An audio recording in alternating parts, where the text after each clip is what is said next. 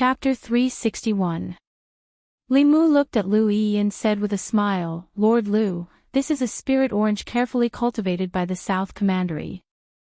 If a mortal can eat one, they will not be invaded by diseases for 3 years." Lu Yi was speechless for a moment. Finally, he sighed and asked, "Have you thought about it, Lord Li?"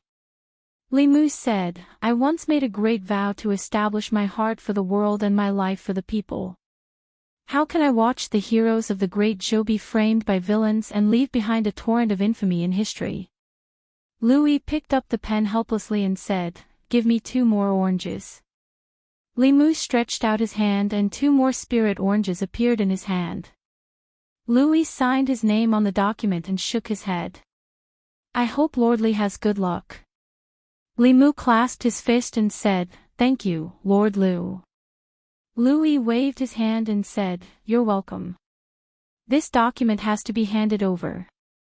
"It's useless for me to sign it," Li Mu said again. "Lord Lu, please give this to the head of the Secretariat." When he left the assistant minister's office, he took away the orange peel on the table and threw it away for Lu Yi. Lu Yi hurriedly said, "Lord Li, please wait. I'll soak the orange peel in water." Ordinary people could not even get the orange peel of the spirit orange that was specially offered by the royal family. Li Mu decided to finish the orange and collect the orange peel. In the future, when he asked Lu Yi for help, he would give him a few taels each time. After all, it was not good to ask for help empty-handed. Li Mu alone could not make the decision to reinvestigate the old case from 14 years ago. After his proposal, it needed to go through the assistant minister and head of the secretariat first. Then, it would be handed over to the minister for review. Finally, it would be handed over to the minister for implementation. Li Mu could only deal with Lu Yi. The Lu family was one of the oldest surnames in the Great Zhou. It was one of the 9 surnames. Although it was not as powerful as the Shao family and the Zhou family in the imperial court, it could not be underestimated. At the very least, Lu Yi did not have to be afraid of the old and new parties. When Lu Yi saw Li Mu walk out of the assistant minister's office, she put away the orange peel, picked up the document, and went to another office. He placed the booklet on the table and said, "Sir, this booklet is from Li Sharon." The head of the secretariat stroked the long beard on his chin and opened the booklet. After looking at it, he pondered for a moment and signed his name on it. He handed it back to Lu Yi and said, "Pass it to the door." Moments later, in Minxia province. It was a letter from the secretariat. After it was delivered to the Minxia province, it was passed down through the ranks until it finally reached the hands of 2 attendants. The attendant was a provincial official. The 2 of them looked at the booklet in front of them and fell silent. Censor Li Mu of the Secretariat submitted a memorial, requesting that the case of left Assistant Minister Li Yi of the Ministry of Appointments, who had colluded with the enemy and committed treason 14 years ago, be reopened. The resolution of the Secretariat was passed and submitted to the Ministry of Interior for discussion. If a 4th-ranked official of the imperial court was framed for the extermination of his family or was framed for treason, it was only natural that he would be thoroughly investigated. However, the implications of this case were too broad. Both the old and new parties were implicated.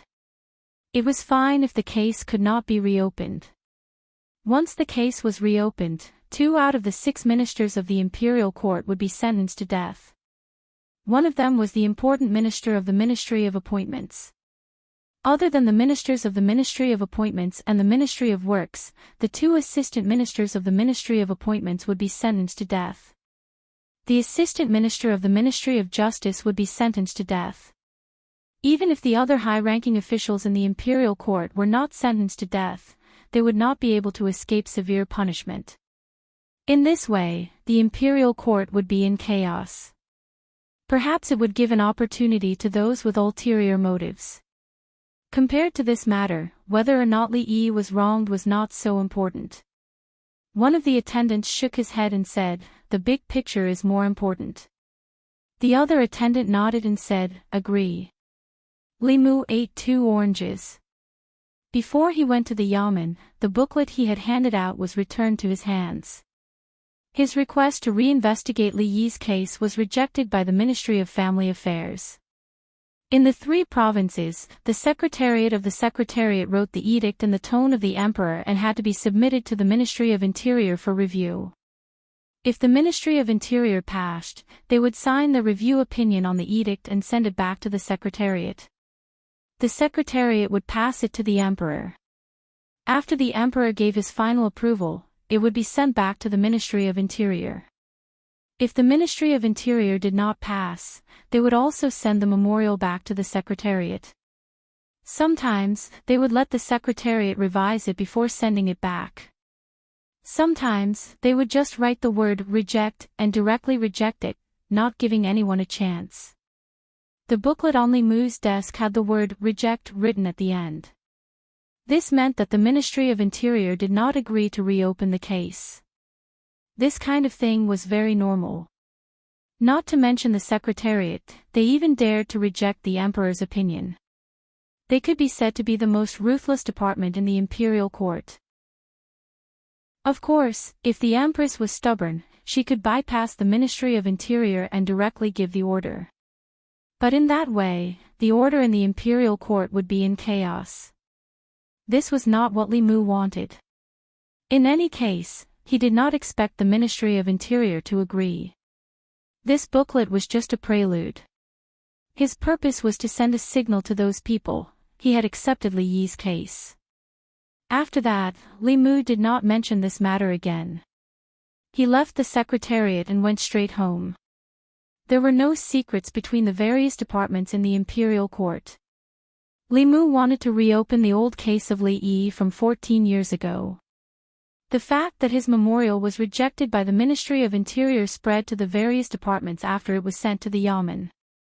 Ministry of Personnel. Right Assistant Minister Gao Hong had just received the news from the Ministry of Interior. He said with a dark face that Li Mu really wants to reopen the case for Li Yi. Left Assistant Minister Chen Jian sneered and said, he wants to reopen the case. He can't even get past the Ministry of Interior. Which one of those old fellows there isn't a shrewd old man? The stability of the imperial court is what they care about. They don't care if Li Yi died unjustly. Gao Hong said worriedly, that Li Mu has the shadow of Li Yi from back then. He also has the Emperor's protection. Sooner or later, he will become a big problem for us, Chen Jian said coldly. Let him jump around. When he jumps around to the point where both sides can't stand it anymore, he will be the next Li Yi. Just wait and see. As long as he dares to insist on reopening the case of Li Yi, even if we don't kill him, the court officials will kill him. Regarding this matter, there were many opinions from the other ministries. This person is still so reckless. How many people are involved in Li Yi's case? This Li Mu is basically the second Li Yi. Even Li Yi back then wasn't as bold as him. It's just that this time, he's too whimsical. I just don't know if the Emperor will still go along with him. Could he have fed the Emperor some kind of bewitching potion? Why is the Emperor so good to him? Apart from being a little talented and a little handsome, there's nothing special about him. The Emperor can't be so shallow as to be fooled by his looks, right? If this old case is thoroughly investigated, it will have a huge impact on the situation in the imperial court.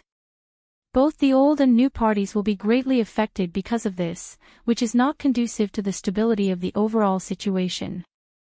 If the Emperor ignores the overall situation and the great show for the sake of Li Mu, this is a favored official messing up the government. If he is not eliminated, the great show will not be peaceful.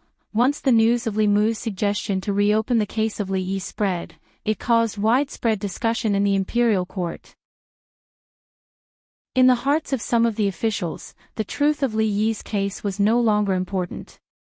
What was important was whether the Emperor's love and care for Li Mu had reached the limit of what an official should bear. Many times, there was no clear boundary between a treacherous official and a loyal official. Although what he did was righteous, if the imperial court collapsed because of him and the great Zhou fell into a crisis, then he would be a treacherous official who brought disaster to the country and the people. This kind of treacherous official should be eliminated by all the officials. There were even many officials who had a grudge against Li Mu. They were secretly plotting whether they should take advantage of this opportunity to join forces with their respective parties to clean up the emperor and punish the traitorous officials. However, during the morning court, Li Mu remained silent and did not mention a single word about the old case. This was not unexpected by some officials. Perhaps he also realized that if he wanted to investigate the old case, it would involve too many people. Not only would he not be able to find any results, but he would also be implicated. Thus, he was afraid of retreating. This made some people feel disappointed. Compared to Li Mu retreating in the face of difficulties, they hoped that he would walk this path to the end. This would give them a chance to get rid of him. Just like this, the matter that had caused widespread discussion in the various departments yesterday was not mentioned in the morning court today. Just as the officials thought that this matter was going to be forgotten, Mr. May walked in from outside the hall. He walked behind the curtain and seemed to say something to the Empress. Soon, the Empress's voice came from behind the curtain. Enter. A figure slowly floated into the crepe myrtle hall. He bowed to the Empress behind the curtain and said, "Greetings, Your Majesty." This was a middle-aged man wearing a moon-white Taoist robe. His hair was tied up in a tall crown, and he looked like an immortal. On the left chest of his Taoist robe was embroidered the symbol of a white cloud. White Cloud Mountain. Moon-white Taoist robe, a second-generation disciple of the Fulu school. Could he be the head of one of the peaks? What is the head of the Fulu school doing in the divine capital? The officials looked at the middle-aged man in confusion. Although the Fulu school and the imperial court cooperated, it was limited to low-level disciples. This was the first time they saw such an important figure of the Fulu school in the divine capital, in this golden hall. The Empress asked calmly, "Taoist Hyun Jinko, why have you come to the divine capital?" Hyun Jinko said, "I am here on the orders of the headmaster for one person." The Empress asked, "Who?" Hyun Jinko said, "Her name is Li Qing. She is the direct disciple of the headmaster." Most of the officials in the imperial court did not know who Li Qing was. The left assistant minister of the Ministry of Personnel's expression changed slightly. He walked forward and said, "Li Qing has killed many imperial court officials and is a serious criminal. Does the Fulu school want to protect her?" Hyun Jinko shook his head and said, "No. The Fulu school supports the Great Zhou court. If a Fulu school disciple violates the law, the court can punish them according to the law. However, the headmaster knows that Marshal Niece Li's family was wrongly killed more than 10 years ago. He hopes that the court can follow the law and give her an explanation, and also give the Fulu school an explanation." The moment he said this, the imperial court fell silent. The assistant minister of personnel was probably talking about Li Yi's daughter. If the Fulu school wanted the court to give them an explanation, wasn't it asking the court to reinvestigate the case? If this matter was found out by Li Mu, the provincial court would reject the case and it would be over. However, the Fulu school was a colossus that was not inferior to the Great Zhou court. Mount Baiyun was located in the extreme north of the Great Zhou. The ancestral court of Fulu school was the Great Zhou's first line of defense against the Yao kingdom and the Ghost realm in the north. Their orthodoxy was spread throughout the Great Zhou.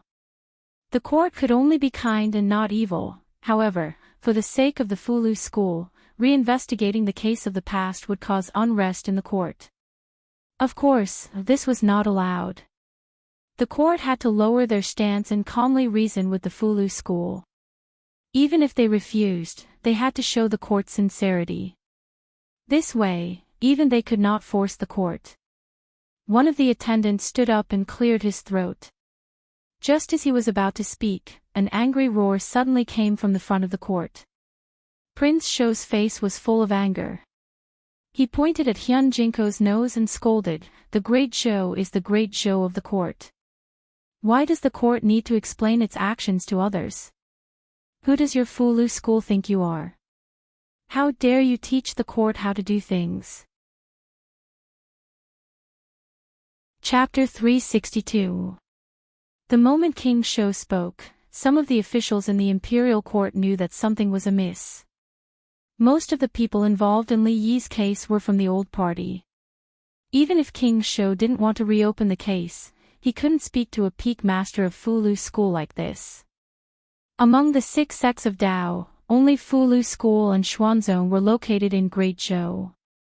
Xuanzong was located in the east, and there weren't any powerful enemies in the east of Great Zhou. However, things were different in the north.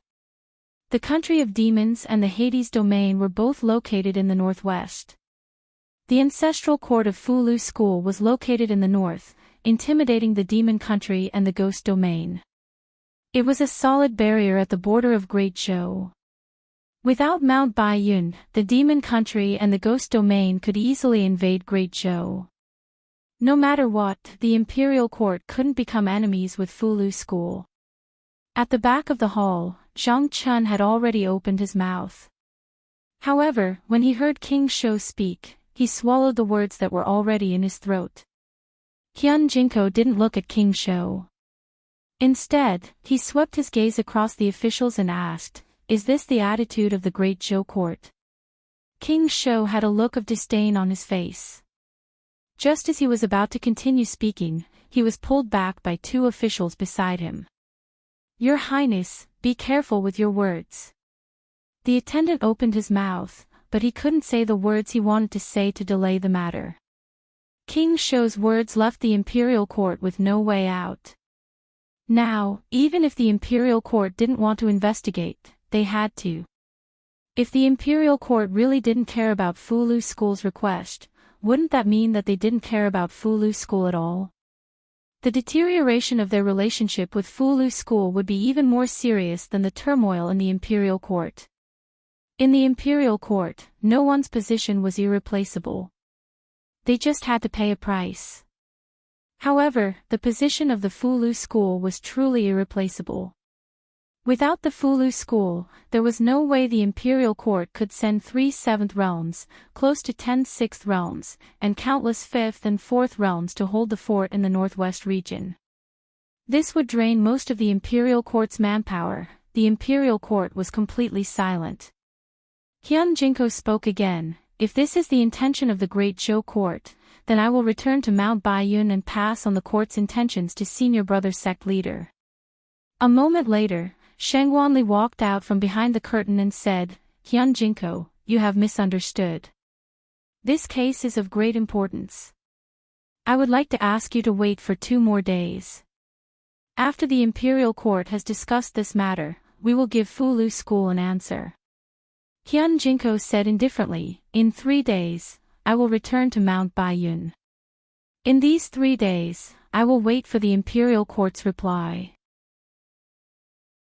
With that, he cupped his fists at the Empress again and left. From behind the curtain, the Empress said in a dignified voice, "Fulu school cannot be disregarded. The 3 provinces will discuss this matter together. Within 2 days, inform me of the results of the discussion." The head of the Secretariat and the head of the Minister of High Affairs said in unison, "Yes, Your Majesty." Standing outside the curtain, Shang Wanli's voice resounded through the hall. Dismissed. The officials left the hall in order. On the way back to the Imperial Clan Temple, one of the Imperial Clan officials said, "Your Highness, you were too impulsive. How could you scold Fulu school?" Prince Shou snorted and said, "What's wrong with Fulu school? How dare the Fulu school order the imperial court? Are they trying to rebel?" The imperial clan officials shook their heads and didn't say anything else. Fulu school had existed for thousands of years. Before the Great Zhou, there was already a Fulu school. They had a rich foundation that outsiders couldn't imagine. Even if the imperial court was in chaos, they couldn't make enemies with Fulu school. The imperial clan official sighed. How could he expect Prince Shou to understand these things? The reason why Prince Shou could be in such a high position was because he was the younger brother of the previous emperor and a member of the Shao royal family. Other than watching opera and drinking tea, he didn't know anything else. If it wasn't because of his identity, the words he said in the imperial court caused a major turn of events that the imperial court didn't want to see. The new and old parties could make him die without a burial ground. Zhang Chun walked behind Prince Shou and said, "Your Highness, last night, I found a tale of tea cakes at home. Tomorrow, I'll give you half a coin," Prince Shou said. "Half a coin? Zhang, are you trying to dismiss a beggar? Then it's 1 coin. There's only 1 coin left, 1 tale of tea cakes left after a night. Are you going to eat it like grass?" Minister Province, Minister Office. Minister Zhou Jing sat on the main seat. There were 3 people sitting on either side of him. They were the head of the secretariat and 2 attendants. The 4 people in this room were the highest officials of the 3 provinces. They were also the leaders of the great Zhou's ministers. Minister Zhou took a sip of tea and said, "His Majesty asked us to discuss this matter. My 3 lords, please tell us your thoughts." The left attendant stroked his long beard and said, "How could Li Yi's daughter be the disciple of the Fulu school's headmaster? This matter is too strange. They shouldn't have investigated earlier or later. Why did they have to investigate now? This is too much of a coincidence," the right attendant said. "There's no point in talking about this now. This matter could have been dealt with, but Prince Shou's impulsiveness angered the Fulu school. If this matter isn't handled well, the Fulu school will hate him. That would be bad. But if they really want to investigate, it's fine if there's no problem. If there really is a problem, there will be a storm in the imperial court." Minister Zhou looked at the head of the secretariat and asked, "Elder Yan, what do you think?" Of the 4 people, the head of the secretariat had been through 3 dynasties. He was the most senior. The head of the secretariat thought for a while and said, "The 2 attendants have said so much about the stability of the imperial court. Have you thought about what if Assistant Minister Li was really wronged?" The left attendant sighed and said, "The bigger picture is more important." The head of the secretariat said slowly, "Indeed, the bigger picture is more important." When the head of the secretariat said this, the 3 people in the hall fell into silence. The left attendant and the head of the secretariat were not talking about the same big picture.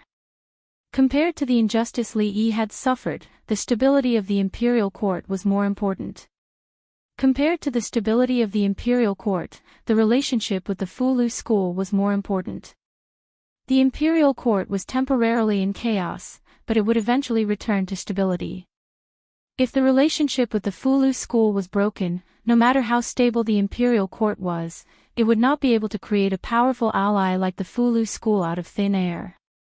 After a long silence, the left attendant said helplessly, "Investigate." The right attendant sighed and said, "We can only do this." A day later, the 3 provinces gave a reply to Li Yi's case. The Fulu school was a friend of the Great Zhou. The imperial court attached great importance to the reasonable request of the Fulu school. The 3 provinces discussed and decided that the Supreme Court and Zongjing Temple would work together to investigate the case of Assistant Minister Li Yi of the Ministry of Personnel. Regarding this, the Imperial Secretariat had already drafted an imperial edict, and it had been reviewed and approved. Because the case of that year involved the officials of the Ministry of Justice, the Ministry of Justice was purposely avoided. Usually, this kind of matter would go through the procedures of the 3 provinces. It would take at least half a month for there to be a result. This time, all the procedures were completed in 1 day. It was enough to show the sincerity of the imperial court toward the Fulu school. This was something that could not be helped. Prince Shou had spoken rudely to the head of the Fulu school in the imperial court. This had already pushed the relationship between the imperial court and the Fulu school to the brink of danger. If they did not do their best to make up for it, it would be difficult to heal the animosity between the 2 sides. Zongjing Temple, the prison. Li Qing looked at Li Mu with some astonishment. She asked, when did I become the headmaster's disciple? Li Mu explained, if you did not have such an identity, the imperial court would not have paid too much attention to you. However, this is not entirely a temporary measure. When you get out of here, you will become the headmaster's disciple. Li Qing shook her head. Why would the headmaster accept me as his disciple? Li Mu said, he has to accept you even if he doesn't want to. Now, everyone knows that you are his disciple. When the time comes, when you return to Mount Baiyun, you will have to attend the disciple recruitment ceremony. Li Qing did not understand. But why would the headmaster do this? Li Mu rubbed his nose and said, when you were not here, a lot of things happened. In short, now that I am also a second-generation disciple of the Fulu school, the headmaster still has to give me face. Li Qing looked at him for a long time before she came back to her senses. She asked, then, do I have to call you Martial Uncle? Li Mu smiled and said, this is nothing. Thinking about it, I am also Hanyan's Martial Uncle. Don't we also? In short, we can call each other our own. In the future, in front of the headmaster and several heads, you can call me Martial Uncle. When there is no one, I will call you boss. Chapter 363. Walking out of the Imperial Clan Temple, Li Mu thought back and realized that he seemed to have some kind of magical power. A kind of magical power that could turn people of the same generation into juniors. Whether it was Li Qing, Lu Hanyan, or the two little snakes that Li Mu hadn't seen for a long time, everyone's relationship was good at the beginning, but then it started to develop in a strange direction. Fortunately, cultivators didn't care too much about these things. As long as they were willing, they could also become Dao companions. Standing at the door of the Imperial Clan Temple, Li Mu sighed softly. It wasn't easy to save her within the rules. It was just a small step, but this small step was also the beginning of something from nothing. Li Mu had long expected that with his face, the Imperial Court wouldn't care at all. His memorial couldn't even be passed by the province under his tutelage. But obviously, they could ignore Li Mu's face, but they couldn't ignore Fulu School's face. This matter also made Li Mu realize a fact. His strength was only supernatural power. All the status and power he had obtained came from the Empress's favor. Without the Empress, he was nothing. Li Mu's face was only useful in front of the Empress. At other times, face had to be matched with strength. If he had the strength of the seventh realm, this matter would have become extraordinarily simple. After lamenting for a while, Li Mu didn't go home. He came out of the Imperial Clan Temple and went to the Imperial Kitchen. Chengel Palace. Zhou Yi came back from admiring the flowers in the Imperial Garden. When she walked to the front of the palace gate, she smelled a familiar fragrance. This was the unique fragrance of Li Mu's soup. She and Sheng Wanli walked into the palace. Mr. Mei greeted them and said, Your Majesty is back. Li Mu just sent today's lunch. Zhou Yi walked to the table. Mr. Mei took out the lunch box. There were 4 dishes and a soup, all of which were Zhou Yi's favorites. She walked behind the table and found that the memorials on the table had been sorted out. Most of the unimportant memorials had already been dealt with. Some of the important ones were placed on the other side. There was a piece of paper in between the memorials. There were words on the paper. It was Li Mu's handwriting that Zhou Yi was familiar with. She picked up the paper and saw that it was Li Mu's suggestions for the political affairs in the memorials. Even if it was important and required her to deal with it personally, she didn't have to think about it herself anymore. Zhou Yi sat down. As she ate the delicious food, she thought that if she could always have such a person by her side, who could go to court and cook for her, who could help her review memorials, and who could also cook for her, and she only needed to protect him from behind, then it seemed acceptable to let her be the emperor. It was a pity that Li Mu was already married. Otherwise, it would be a good choice for him to stay in the palace for the rest of his life. The Imperial Secretariat. Li Mu was thinking about what to do next. Suddenly, he felt a chill in his crotch. His heart was suddenly alerted. However, he looked around and didn't find any danger. After eating a tribute orange to calm his nerves, Mr. May appeared in his yamen. The Imperial Secretariat was a secret place. Except for the officials of the Imperial Secretariat, outsiders were not allowed to enter.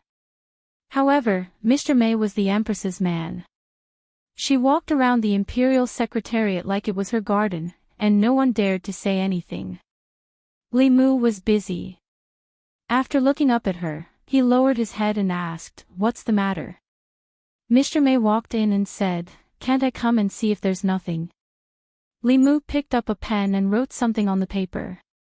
He said, "Of course, but I don't have time to entertain you right now. There's tea in the pot. Pour it yourself." There was no need to be polite with Mr. May. Li Mu was more relaxed in front of her than in front of the Empress. Mr. May didn't pour the tea.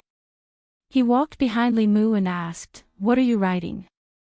Li Mu said, "A script." Mr. May stood behind Li Mu and looked at him with interest. Suddenly, he said, "I have a question that I've been wanting to ask you for a long time." Li Mu said casually, "What is it?" Mr. May asked, "I've read the strange stories from a Chinese studio that you wrote. Do you have any special fetishes for ghosts?" Li Mu said, "That was written by Pooh. What does it have to do with me?" Mr. May said, "There's nothing that can't be found out by the inner guard."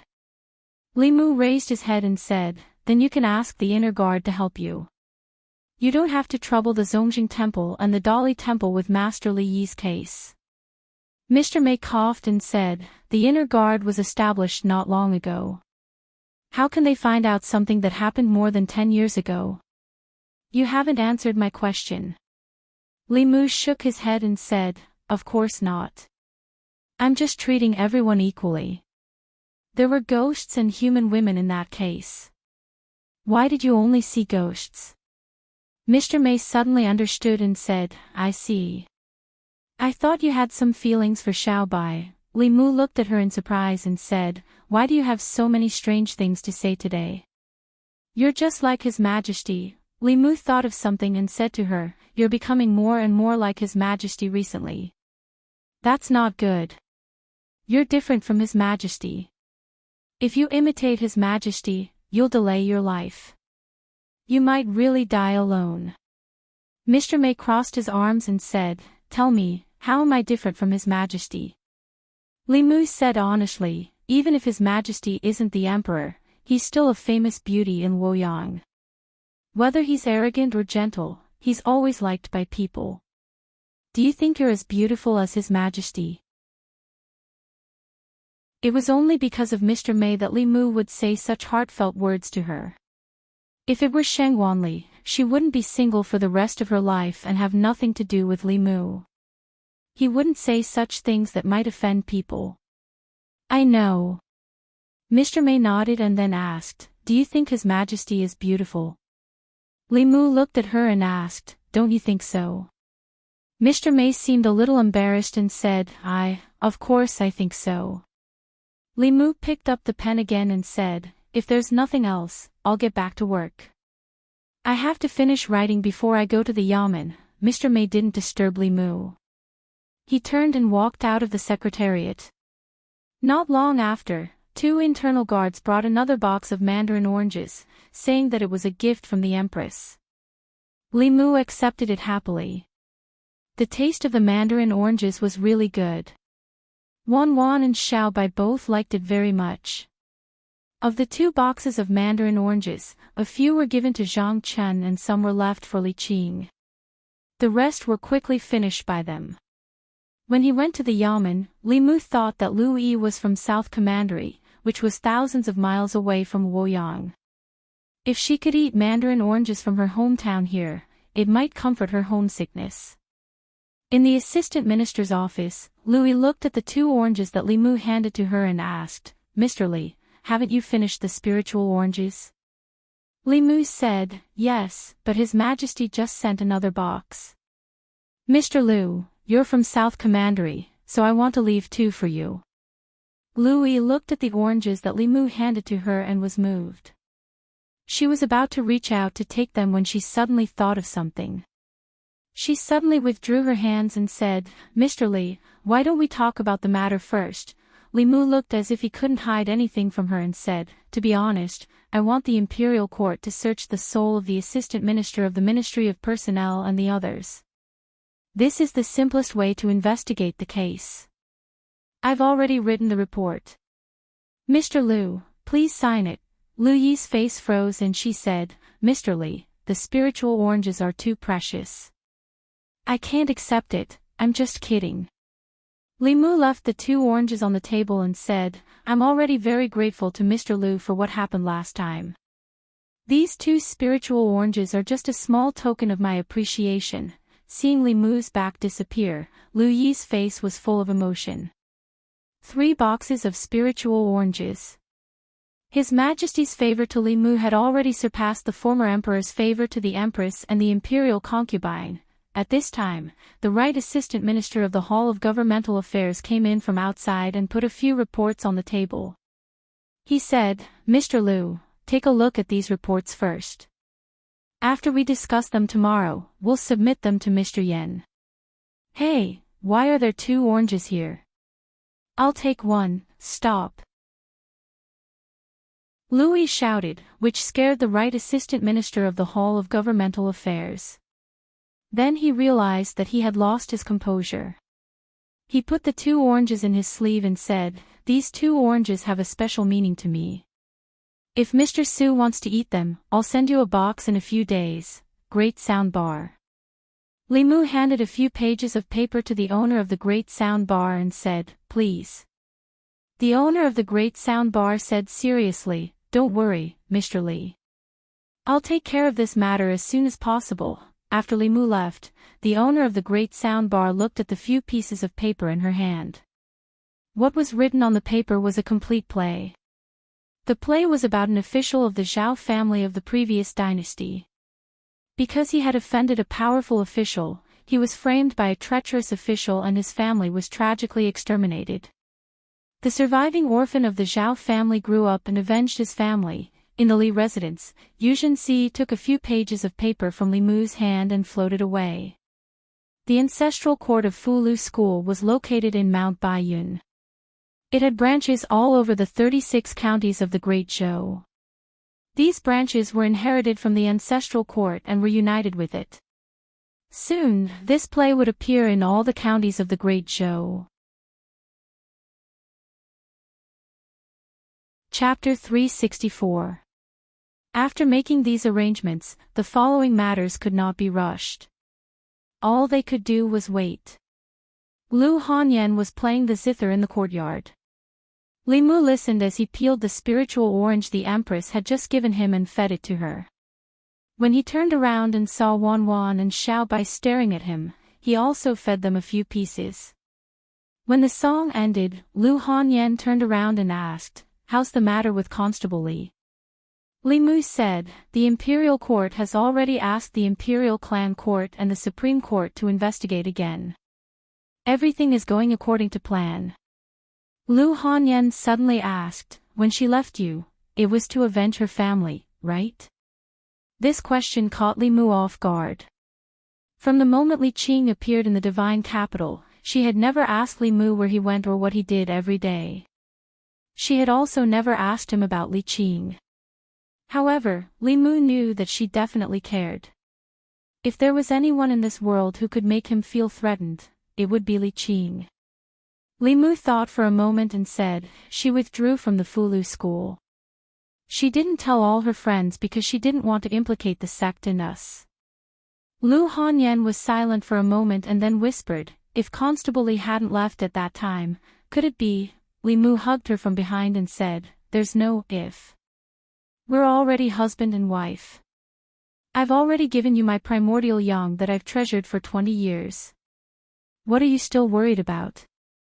Lu Hanyan whispered, "I was worried that after you met Constable Li, you wouldn't want me anymore."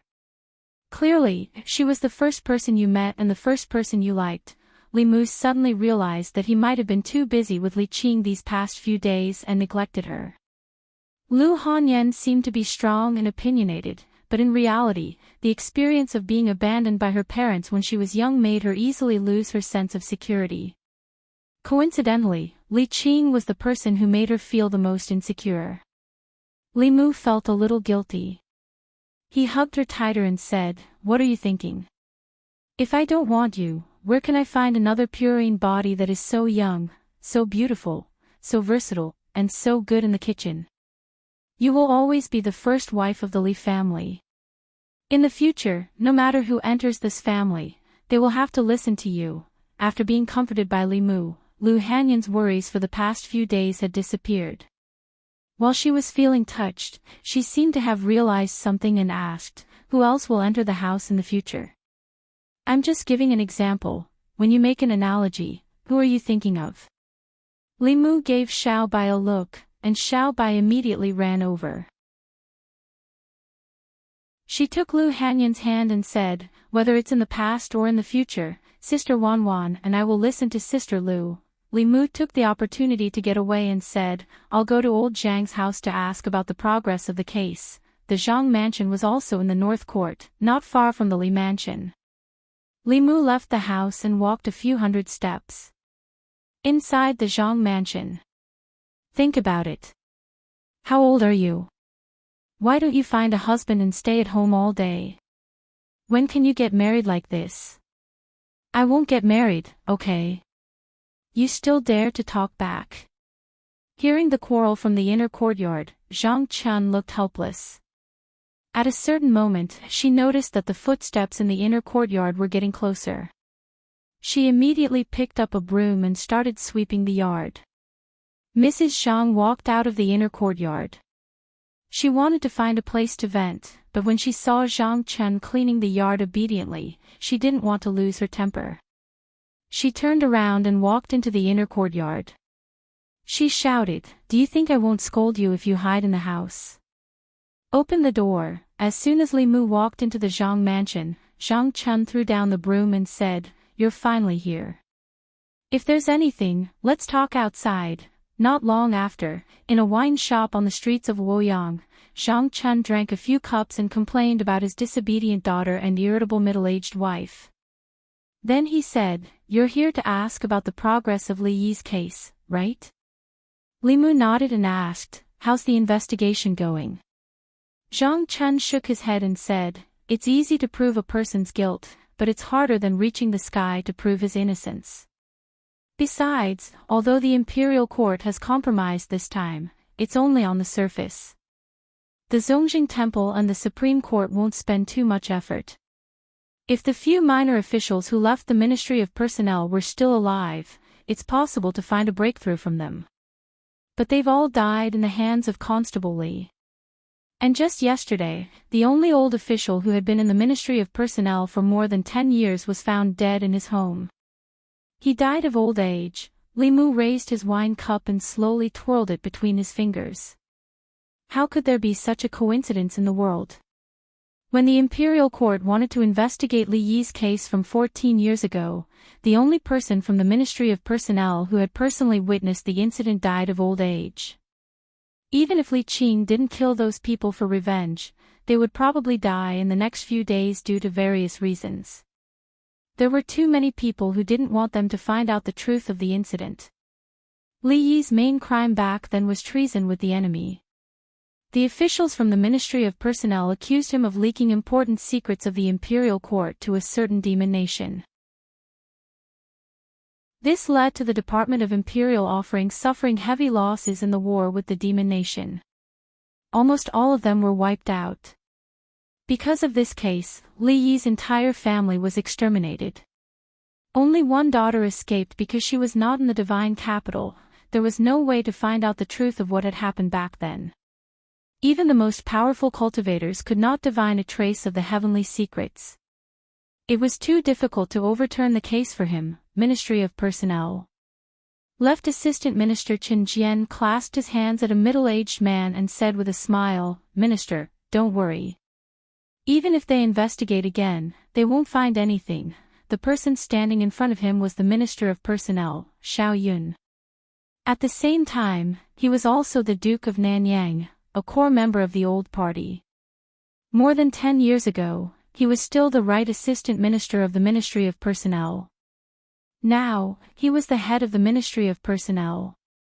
He looked at Chen Jian and asked, "Are you sure you didn't miss anything?" Chen Jian smiled and said, "Originally, there were quite a few of them, but they were all killed by Li Yi's daughter."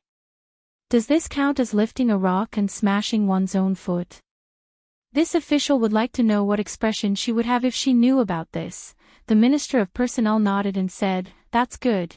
In the Imperial Ancestral Temple, Li Qing lowered her head in self-blame and said, "I'm sorry. If it wasn't for me, they might have had a chance." Li Mu comforted her and said, "You don't have to blame yourself.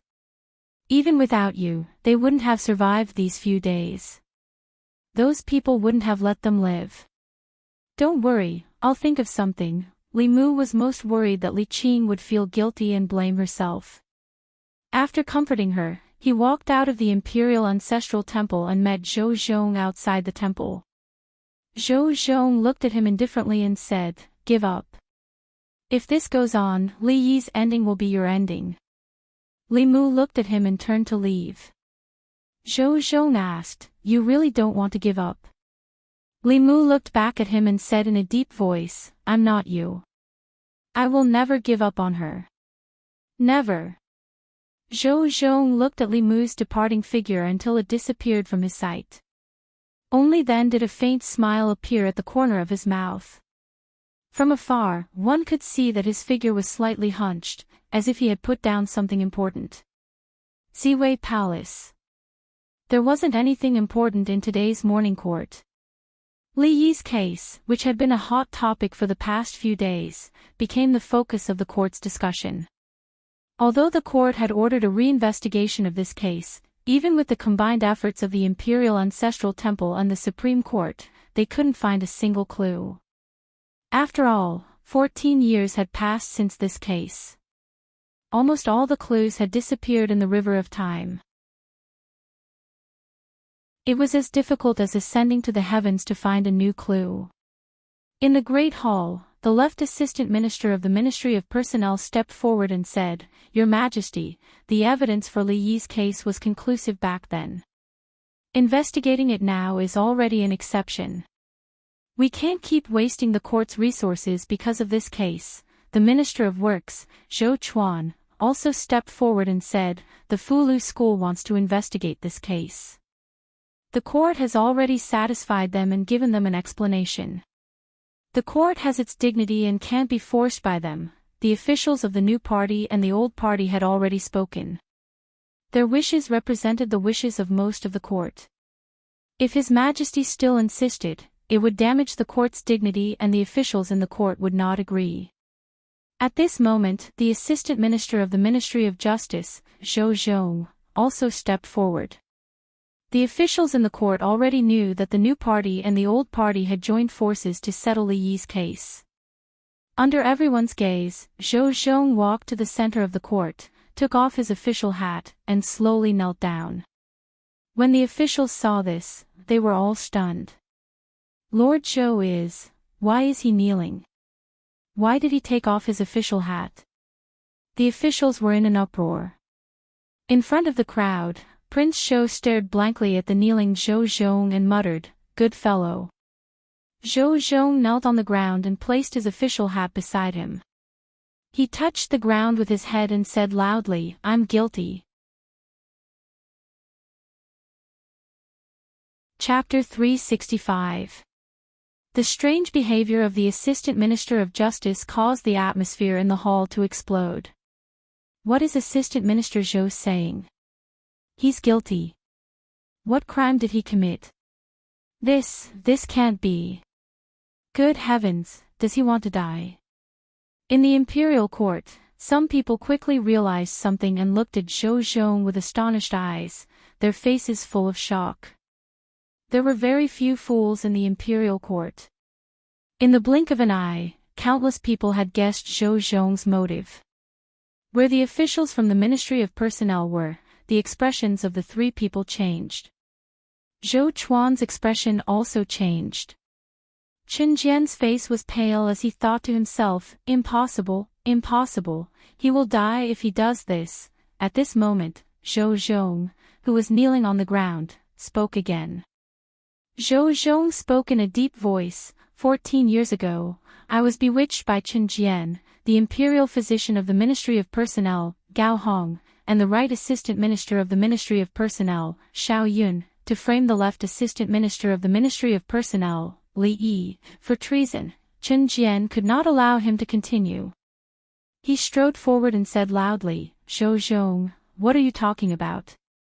Do you know what the punishment is for framing an official of the imperial court? Zhou Zhong said indifferently, so you also know that framing an official of the imperial court is a serious crime. He raised his head and said, everything I said is true. I am willing to accept the soul search. A rank 4 official was willing to accept the soul search. This was enough to prove that what he said was true. Zhou Zhong's words caused the imperial court to fall silent for a moment. Then, it became noisy again. Since he wants to confess, why did he wait until today? You can't tell. Before today, who would have thought that the imperial court would reopen this case? But why did he do this? Back then, he framed Li Yi, but today, he confessed. Zhou Zhong didn't make a difference to what happened back then. Even without him, Li Yi's ending wouldn't have changed. In my opinion, he wanted to use this opportunity to gain the trust of the old party and enter the inner circle of the old party. It was all for today's betrayal, 14 years. He was so patient and loyal to the old party for 14 years, just to commit a crime for his brother. King Shou looked at Zhou Zhong and sighed, he actually endured for 14 years. This Zhou Zhong is truly a man. Realizing the current situation, he covered his mouth and coughed lightly. He gritted his teeth and said, this person is really sinister. Li Mu, who was standing in the crowd, was also shocked. Zhou Zhong's actions were completely out of his expectations. He recalled what Zhou Zhong had said to him in front of the ancestral temple yesterday and seemed to have understood something.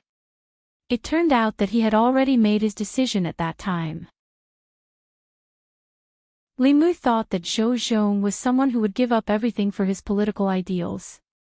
He would commit crimes for Li Yi, Li Qing's life and death, or even his own life and death, compared to some of his ideals, were not worth mentioning. However, Zhou Zhong's actions today overturned Li Mu's understanding of him. Behind the curtain, the Empress's voice could be heard. Arrest Zhou Zhong and all the people involved in this case. Bring them to the Imperial Clan Temple and have them interrogate by the 3 provinces. Although Li Yi's case was not investigated, once something was found, no one would be able to cover it up in front of everyone. During the morning assembly, 2 ministers and 3 assistant ministers were arrested.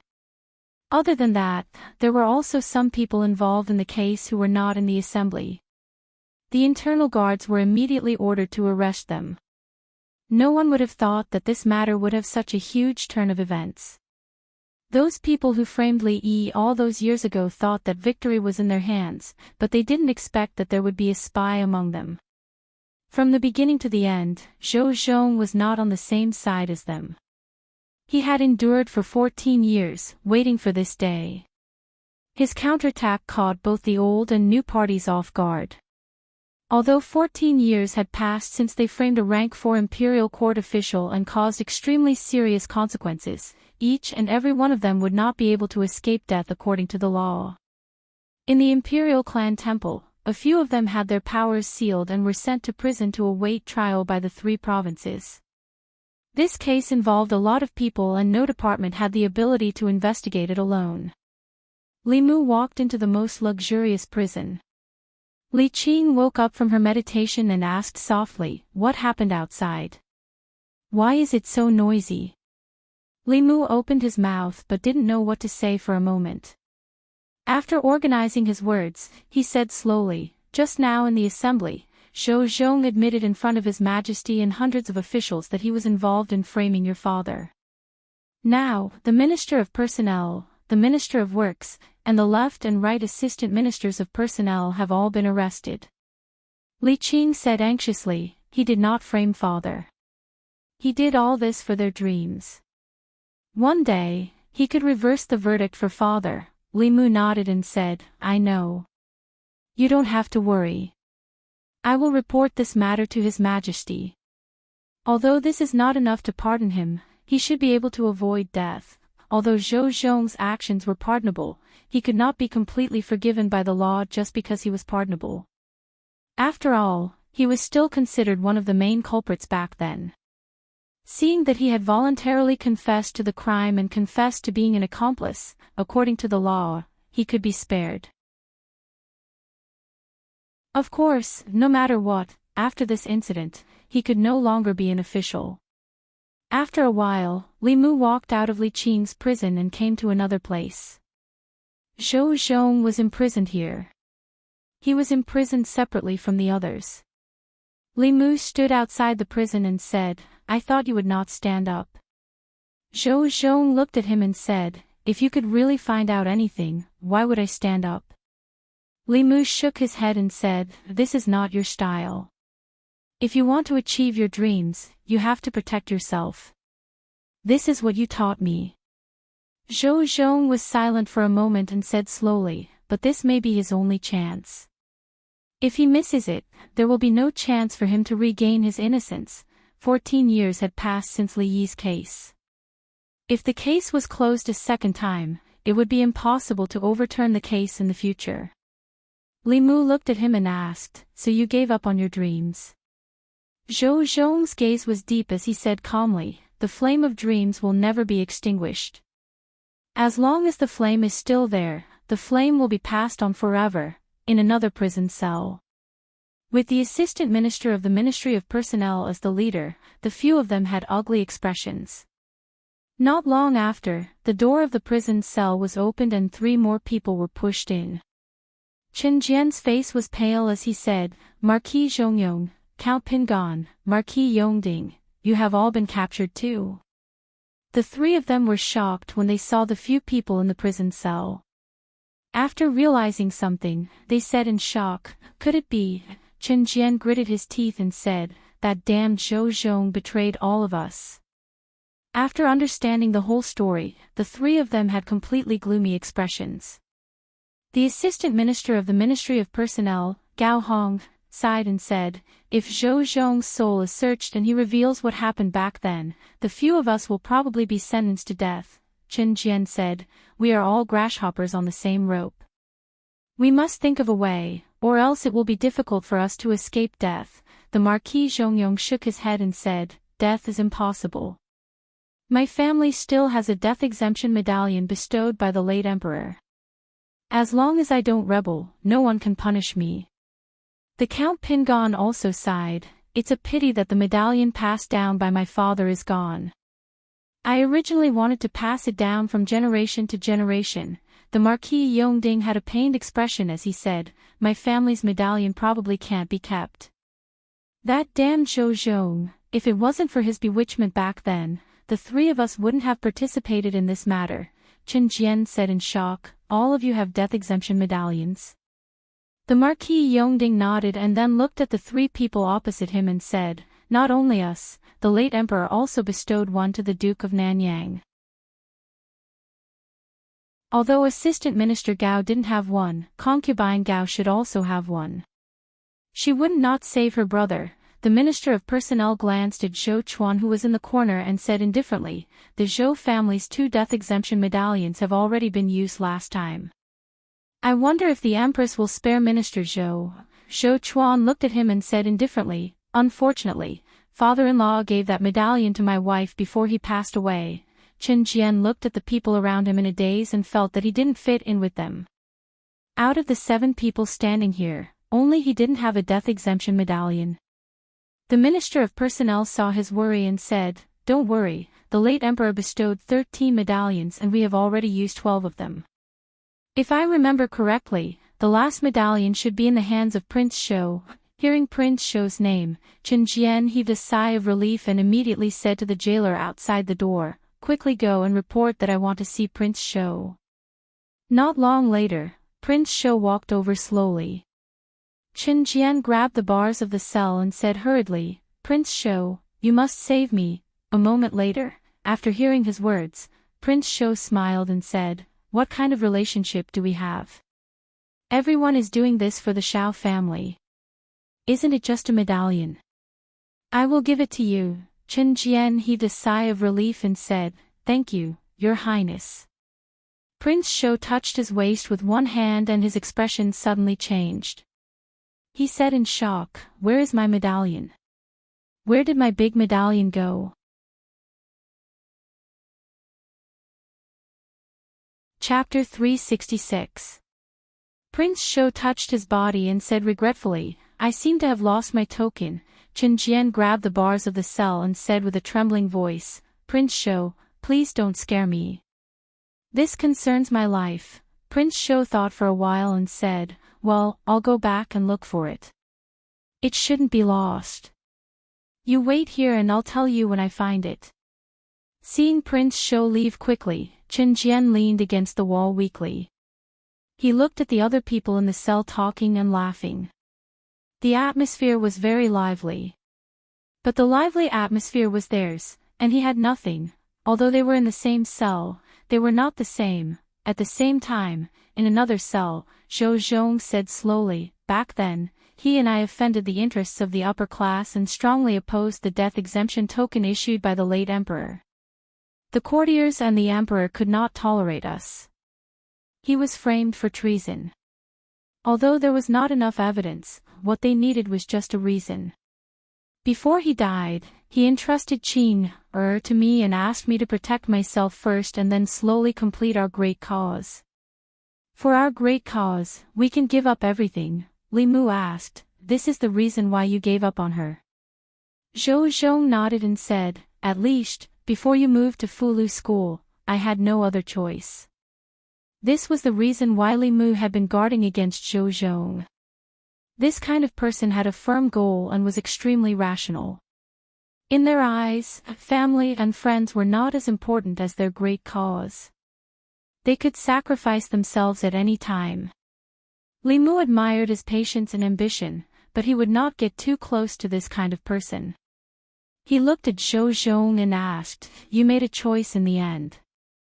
Zhou Zhong looked at Li Mu and said, "This is not a choice. I believe that if I didn't finish it, someone will do it for me and do it better." Li Mu said, "Don't look at me like that."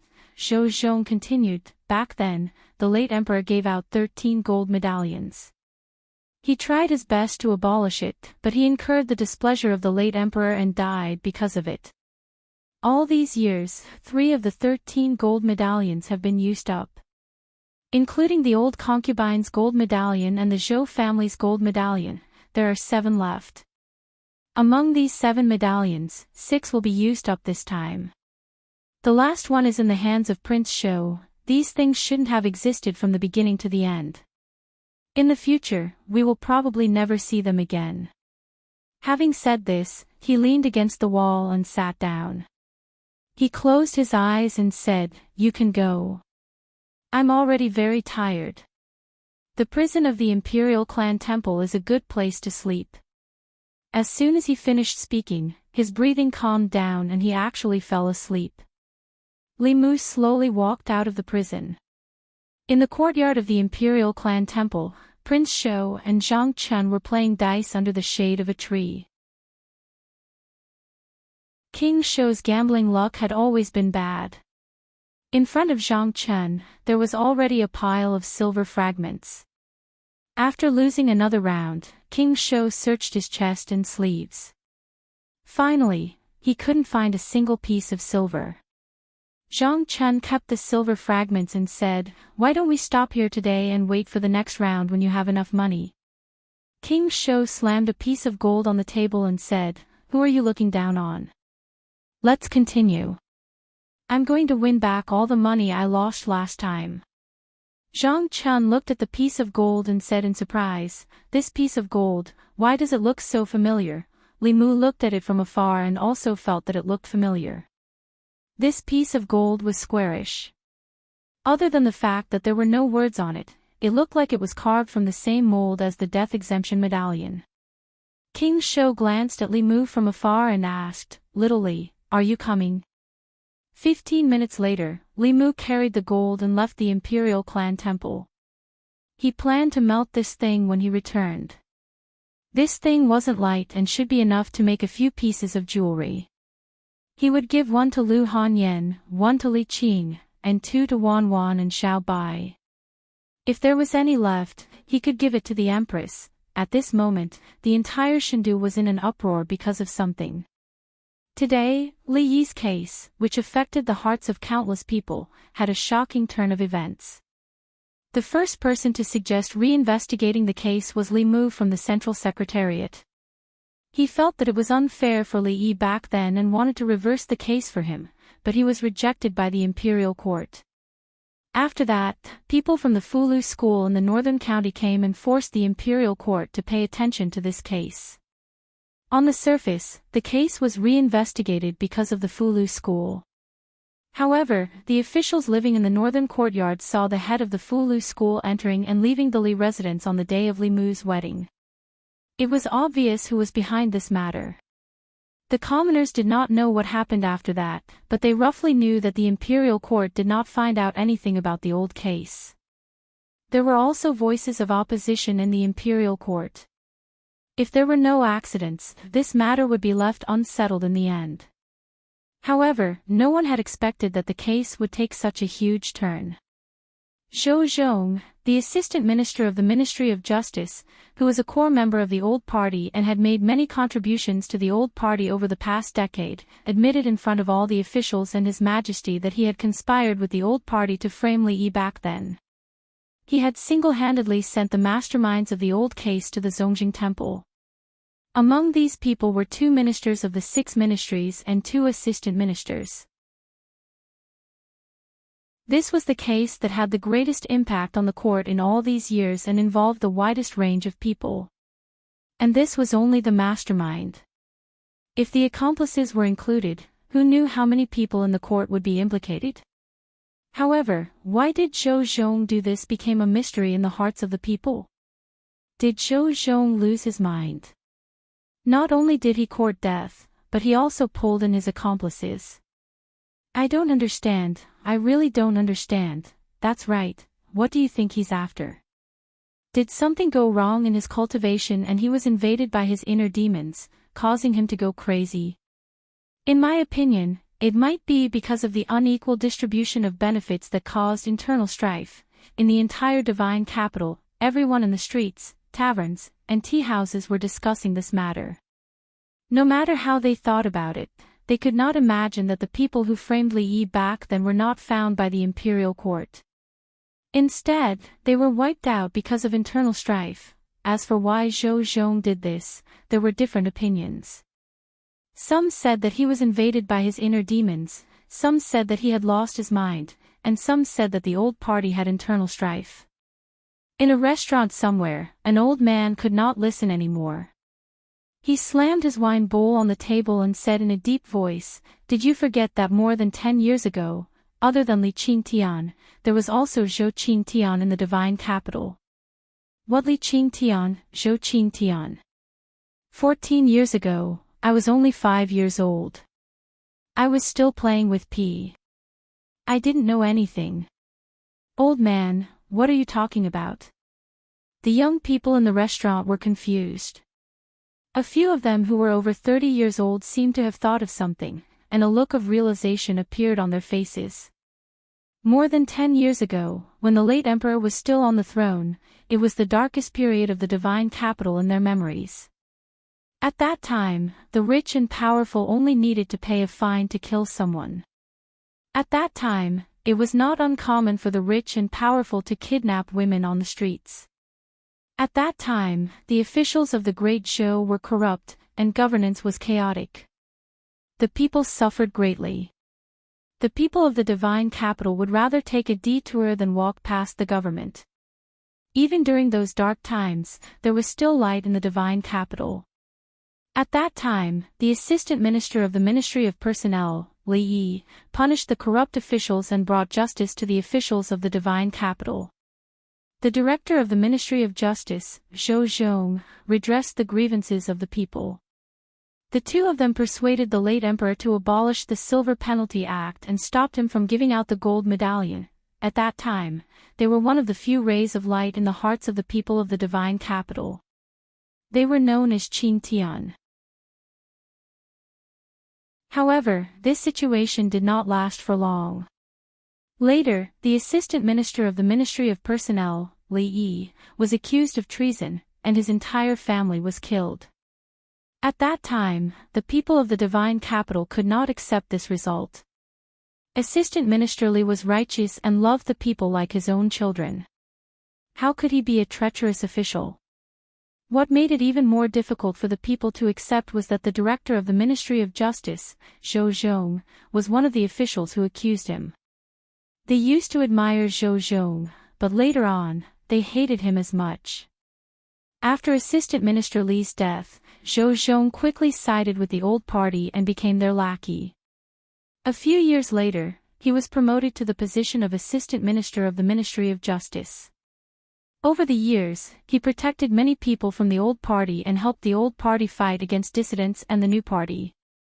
Soon, he became the core of the old party. For more than 10 years, the people who were grateful to Li Yi would spit at the Ministry of Justice when they passed by to vent their hatred.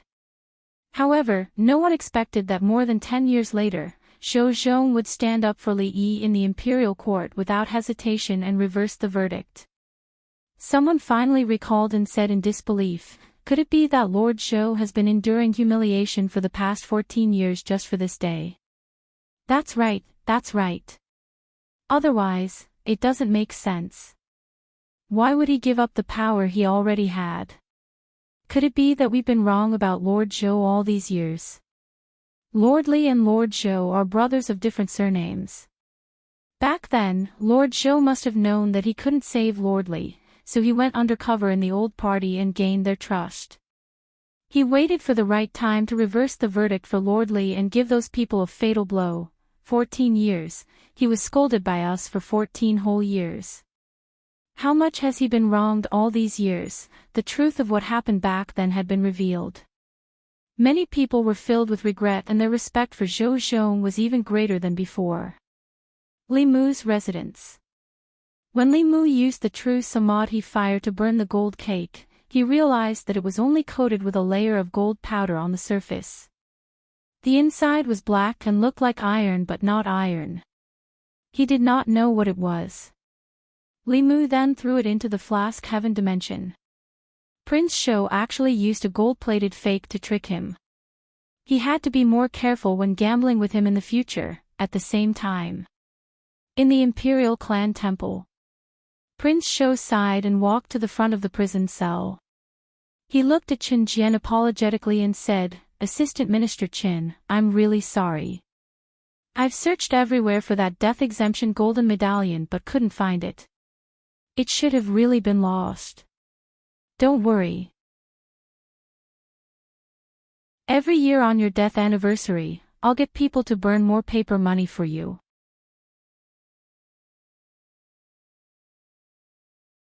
Chapter 367. Of course, the material used to make the death exemption golden medallion was not ordinary metal. Li Mu had asked Hyun Jinko about it. According to Hyun Jinko, the metal in his hand was a piece of meteoric metal. In the cultivation world, meteoric metal was called meteoric metal. It was a metal that did not exist in the 10 continents. It was extremely tough and was most suitable for refining weapons. It was one of the main materials for refining heaven-grade magic treasures. Therefore, Li Mu found a new box and put it away. It might be useful in the future. Then, he began to think about something. Although Zhou Zhong's suicide attack was useful, according to the law, he himself could not escape the death penalty. Of course, Li Mu could not watch him die. After thinking about it, he left the house and walked toward the palace. At the same time, in the southern courtyard, It was a mansion with more than 10 entrances. Several figures gathered together. They did not look happy. I've told you that Zhou Zhong is a traitor. We can't trust him easily. Now, not only have we lost control of the Ministry of Justice, but we've also given away the entire Ministry of Personnel. What's the point of saying all this now? Who knew that Zhou Zhong would be so cunning? He seemed to listen to us on the surface, but he always had evil intentions. He destroyed all our years of hard work. Preposterous. I can't take this lying down. The people present were all members of the Shao royal family. They were all furious that Zhou Zhong had betrayed them. At this moment, one of them looked at King Shou and asked, "Fourth brother, don't you still have a death exemption golden medallion? Give it to Qin Jian. He has been loyal to us for many years. Even if he didn't make any contributions, he still worked hard."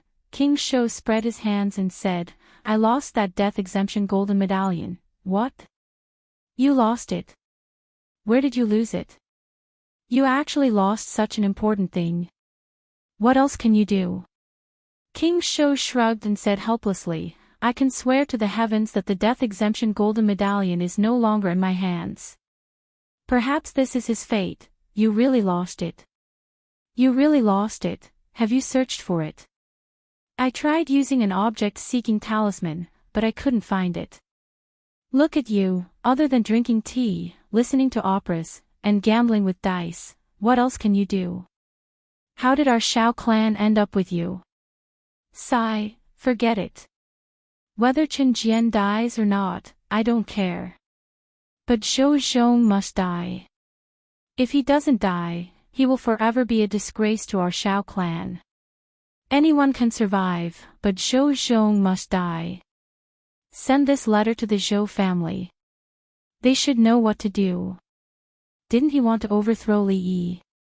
I would like to see who will save him this time. In the Chang'e Palace, Li Mu prepared the dishes for the Empress. He also poured fresh and fragrant tribute tea into a jade cup and placed it beside her hand. Zhou Yi said, "There are no outsiders here. You can sit down too." Li Mu said, "I'll just stand. If your Majesty has any orders, please call me." Zhou Yi glanced at him and asked, "Why are you so good to me today?" Li Mu asked, "Did I not treat your Majesty well in the past?" Zhou Yi was speechless for a moment, then said, "That's not what I meant." Then she said softly, "Sit down. I don't want to eat alone." Li Mu sat opposite her and accompanied her to eat for a while. At a certain moment, he raised his head and asked, "Your Majesty, how do you plan to deal with Zhou Zhong?" Zhou Yi said, "According to the law, he should be beheaded." Li Mu quickly said, "But he turned himself in and confessed all his accomplices. It can be considered meritorious. Shouldn't he be given a light sentence?" Zhou Yi took a memorial from the side and handed it to him, saying, "This is the memorial that the Secretariat just handed over. Take a look." Li Mu opened the memorial. From the signature, it was handed over by an official of the new party. In this report, there was a detailed list of cases where Zhou Zhong had covered up for the officials of the old party over the years. A single case was not a big deal, but when all of them were put together, it was enough to convict him of the felony of bending the law for personal gain. This crime could be heavy or light. If it was light, it could be a forfeit of salary. If it was heavy, it could be beheaded. In the past 10 years, in order to gain the trust of the old party, Zhou Zhong used the power in his hands to cover up many officials of the old party. He also violated the law and did many things that were beneficial to the old party. They were all listed in this memorial. Perhaps only the old party itself could understand these things in such detail. It seemed that Zhou Zhong's behavior of harming himself and hurting the enemy had thoroughly angered the people behind the old party. The old and new parties joined forces to put him to death. In order to execute Zhou Zhong, the old party even exposed some of their own scandals and sacrificed some people. The purpose was to make Zhou Zhong's death irreversible. Zhou picked up a piece of tofu and slowly ate it before saying, "These crimes added together are enough for him to die twice." Li Mu picked up his chopsticks and put them down, saying, "I think that although Zhou Zhong violated the law in the past, there is a reason behind it that cannot be ignored. His good friend was wronged and died tragically. He had no way to seek justice through the imperial court and the late emperor. How desperate was that? In order to redress his good friend's case, he violated morality and endured humiliation until today. He is praised and respected by the people. If the imperial court does not care about the reason and sentences him to death, I'm afraid that people will not be convinced." Zhou glanced at him and asked, "So, you are here to plead for him?" Li Mu looked at her eagerly. "Your Majesty," Zhou said helplessly. All right, I promise you." Li Mu's appetite suddenly improved. If he had known that acting coquettishly could settle this matter, he would not have thought of so many reasons. Perhaps this was what it meant to be fearless when one was favored. For this favor, Li Mu was willing to be her intimate cotton jacket for the rest of his life. Zhou added, "I can only save his life. In the future, he will no longer be the assistant minister of the Ministry of Justice and will need to stay away from Luoyang." Li Mu said, "As long as you can keep him alive, that is enough." After serving the Empress, Li Mu walked out of Changle Palace and let out a long sigh of relief. Li Mu had already reached the limit of what he could do by not executing Zhou Zhong directly. It was also considered an explanation to Li Qing. If he made any further requests, it would be difficult for the Empress. Of course, as she was the Empress. Her words were the law. It was not impossible for her to pardon Zhou Zhong and Li Qing directly. However, Li Mu still hoped that the imperial court would maintain order. He would not let the Empress walk down the same path as the previous emperor. Imperial Secretariat. The head of the Imperial Secretariat, the head of the Imperial Secretariat, the head of the Ministry of Justice, and the servants gathered to judge Zhou Zhong. In fact, there was nothing much to try in this case. The soul-searching technique was not difficult for the presiding judges. With Zhou Zhong's active cooperation, the details of the case were revealed at a glance. Li Yi's crime of treason was purely a false accusation. Among them, the officials of the Ministry of Personnel, Zhou Chuan, the Marquis of Zhongyong, the Duke of Pinghen, and the Marquis of Yongding were the masterminds of the case. According to the law, they should be executed. However, among these 7 people, 6 of them had a gold medallion. A gold medallion bestowed by the previous emperor could exempt them from all crimes except for rebellion. They would be stripped of their official and noble positions, but they could keep their lives. Even so, this was a huge blow to the imperial court. Out of the 6 ministers, 2 of them were executed in this case alone. None of the 3 main officials of the Ministry of Personnel were left. Just filling up the vacant positions was a huge headache for the 3 provinces. However, the outcome was already decided. If the case was not investigated, then so be it. No matter how much injustice Li Yi had suffered, as long as the imperial court did not investigate, there would be nothing. As long as the imperial court did not investigate, the ministers of the Ministry of Personnel were still ministers, and the assistant ministers were still assistant ministers. They were still important officials and pillars of the imperial court. However, since the imperial court had investigated, no matter what the outcome was, they had to accept it. The other 6 were already prepared. After the 3 provinces made their verdicts, the 6 gold medallions were placed on the table of the Imperial Secretariat. Only the left assistant minister of the Ministry of Personnel, Chen Jian, sat on the floor and muttered, "I'm so stupid. I only knew that I was with you to frame Li Yi, but I didn't know that all of you had gold medallions except for me. I regret it, I really regret it." After sentencing the masterminds, the left assistant minister asked, "How should we deal with Zhou Zhong?" The right assistant minister said, "Based on the crimes he has committed over the years, he should be executed." The left assistant minister looked at Zhou Jing and asked, "What do you think, Lord Zhou?" Zhou Jing said, "I am deeply ashamed that my younger brother framed a loyal official. I will leave the following matters to the three of you." With that, he slowly walked out of the Imperial Secretariat. The head of the Imperial Secretariat shook his head and said, "I am also a little tired. You two can do as you see fit." With that, he also left with his hands behind his back. The left and right assistants looked at each other and exchanged glances. Zhou Zhong had single-handedly turned the Imperial Court into a mess. After this incident, both the new and old parties hoped that Zhou Zhong would disappear forever. His disappearance would be a good thing for the Imperial Court. The left assistant minister cleared his throat and said, "If that's the case, then..." At this moment, Mr. May walked in from outside and said, "His Majesty has decreed that the Assistant Minister of the Ministry of Justice, Zhou Zhong, tried to redress his friend's innocence. Although it is pardonable, it is not pardonable by law. From today onwards, he is stripped of his position as Assistant Minister of the Ministry of Justice and will be banished to the army." The two assistants looked at each other again and bowed at the same time.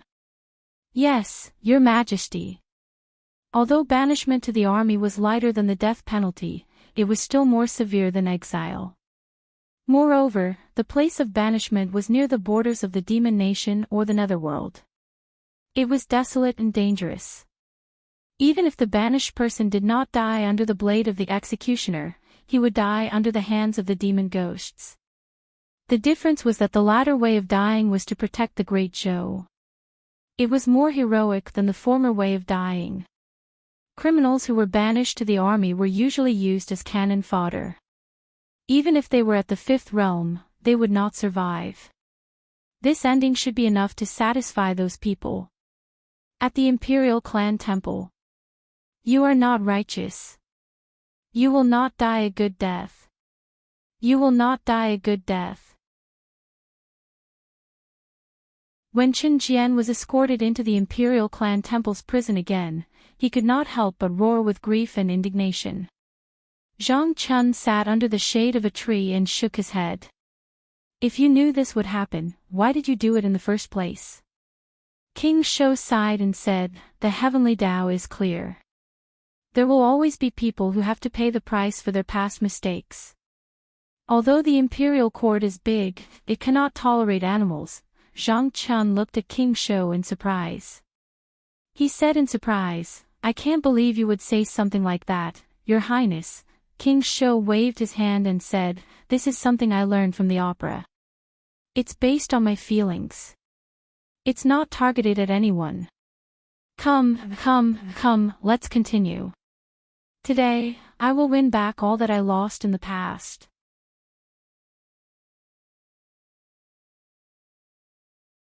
Chapter 368. Due to Assistant Minister Zhou Zhong's public confession, the left Assistant Minister Li Yi of the Ministry of Personnel, who was framed for treason 14 years ago, was finally vindicated today. A rank 4 official of the Imperial Court was exterminated because of false accusations. This was a great insult to the Imperial Court and the great Zhou. Although His Majesty had issued a decree to declare Lord Li's innocence, what had happened could never be undone. Outside the imperial city, the commoners were filled with righteous indignation when they saw the notice posted on the city wall. The culprits from back then could have been pardoned with the death exemption medallion. Why was Lord Zhou banished? Lord Li was loyal to the emperor and his country. In the end, the lives of his family were worth less than a few broken medallions. The reality is even more absurd than the dramas. How sad, how sad. Have you seen the new drama, Zhao's Orphan? It's clearly about Lord Li. Not yet. Hearing you say that, I'll have to go and take a look. In a mansion in the southern courtyard. The Duke of Nanyang, who had been pardoned with the death exemption medallion but lost his position as the Minister of Personnel, frowned deeply and said in a gloomy voice, "Zhou Zhong is only banished. These crimes are enough for him to die twice. His Majesty is obviously siding with him." A person beside him said, forget it. It's just a matter of time. How many of the criminals who have been banished have been able to live for more than half a year? The Duke of Nanyang said indignantly, I can't take this lying down. It took me more than 10 years to climb to this position. Because of Zhou Zhong, I have nothing now. I can't wait to kill him. That person was silent for a moment before saying, even if you want to kill him, you can't do it now. Once he leaves the capital, no one will care if he's dead or alive. Right now, there's another important matter. The Duke of Nanyang asked, what is it? The person said, have you forgotten that Li Yi's daughter is still imprisoned in the Imperial Clan Temple? After being reminded by him, Commander Prince Nanyang recalled that this matter had started because Li Yi's daughter had assassinated 5 Imperial Court officials to avenge her father. This had triggered the old case. However, in recent days, his attention had been focused on the old case and he had completely forgotten about this matter.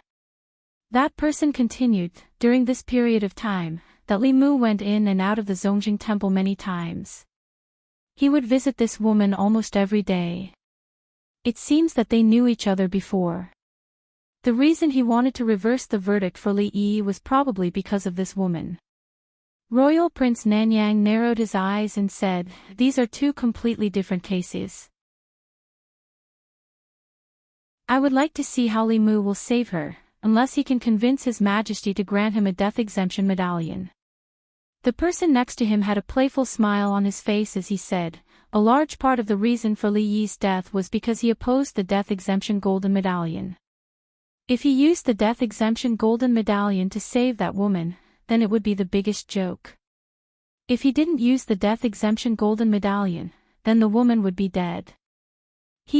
What choice would he make?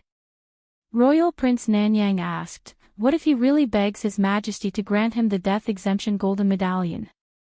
Bewitching the Son of Heaven, treacherous officials who will harm the country.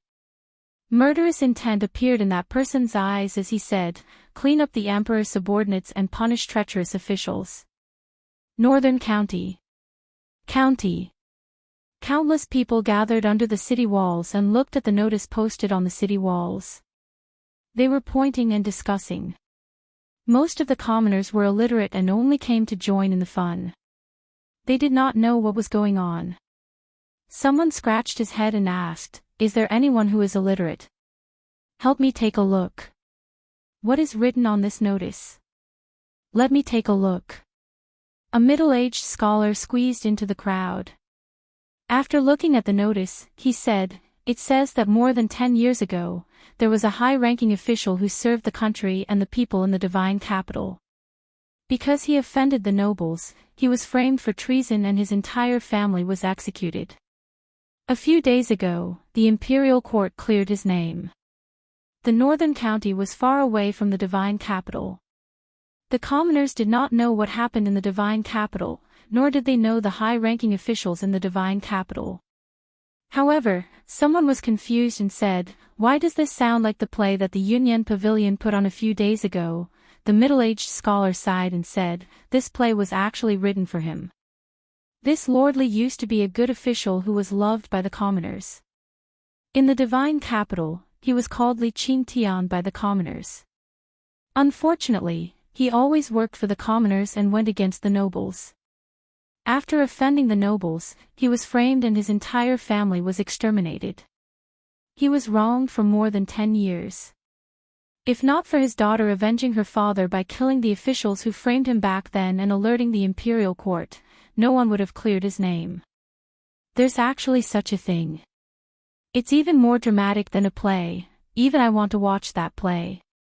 Unfortunately, I don't have the money, who did not like to listen to plays.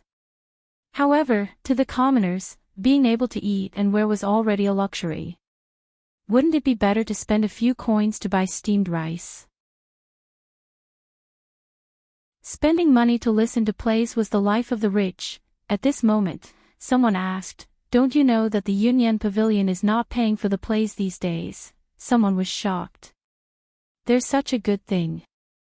It's not just the Yunyan Pavilion. In the past few days, there's also a stage set up by the official road outside the city. It's free to perform. Those who have the money can attend it.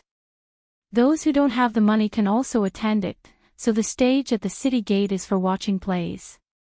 If they said that it's free, I would have gone to watch it. Let's go together, wait for me. The commoners did not have much entertainment, so they were naturally happy to watch a play that they could watch for free. The Yunyan Pavilion's theater was filled to the brim. The area around the stage outside the city was also filled with commoners. It was the slack period, so there were not many opportunities like this. The commoners in the surrounding area carried stools before the sun rose. The play was called The Orphan of the Zhao Family. It told the story of an official of the Zhao family from the previous dynasty. Because he often sought justice for the commoners, he offended the nobles in the capital. He was framed by a treacherous official and his family was exterminated. The surviving orphan of the Zhao family endured for many years to avenge his family. The story of the play was twisted and bizarre, with climax after climax. At the end, the orphan of the Zhao family killed the treacherous official with his own hands to avenge his father. It was so satisfying that the commoners could not help but think of Douyi's injustice. The commoners loved to watch plots where good had good karma and evil had evil retribution. This was not the only reason why the play was so popular. It was also because the content of the play was not fabricated. Instead, it was based on the original. The official of the Zhao family in the play was Li Yi, the assistant minister of the Ministry of Personnel, whose entire family was exterminated because of the crime of treason. The empress had already informed the 36 counties of the Great Zhou of his injustice. Most of the commoners knew about it. Sigh, he's already dead. What's the use of redressing the injustice? Why can those people still use the death exemption golden medallion to save their lives? They should all be buried with that lord. It's a pity that the imperial court is controlled by those people. That lord's daughter had no way to redress the injustice. She was forced to take revenge on those corrupt officials. I wonder how the imperial court will deal with her. What else can they do? They'll definitely give her the death penalty. After all, she violated the law. **T the law. Is the law used to protect the murderer? The law can't give justice to others, but it doesn't allow them to seek justice for themselves. Why can those people continue to enjoy glory, splendor, and wealth after framing others and destroying their families? Why can't even leave behind the last bloodline of those who were wrongfully killed? What kind of **T justice is this? The imperial court announced this to the world and let the commoners of the 36 counties know about this matter. They originally wanted to give justice to Li Yi. Unexpectedly, after the commoners learned about the inside story, they became even angrier. The official who was framed for treason was redressed, but what about those who harmed him back then? They were still alive and well and continued to be people above others. However, that lord's only descendant was going to be executed. What was the point of such redressing? The so-called law was only used to restrain the commoners. Those nobles could treat the law as nothing. With a token, they could avoid the death penalty. In their eyes, the commoners were no different from livestock that could be killed at will. Under such anger, someone finally could not help but say, if that lord's bloodline is cut off, there will really be no justice. Why don't we protest the imperial court with blood and protect that lord's bloodline? As soon as this was said, it immediately received the response of many people below the stage. I agree. Count me in. My family sells cloth. I'll pay for the cloth used for the blood letter. I'll go back and ask the village chief to mobilize the entire village. In just a short day, there was a blood letter movement in the North County. The angry commoners ran around and tens of thousands of commoners pressed their fingerprints on the white cloth. Regarding this, the North County government watched from the sidelines. At the same time, in Yantai County, a few commoners walked out of the theater and discussed among themselves. So County Officer Yu is the prototype of the villain in the play. He really deserves to die. To think that I felt sad for him. He framed a good person in exchange for a promotion. Too hateful. I heard that someone outside the city wrote a blood letter to protest the imperial court.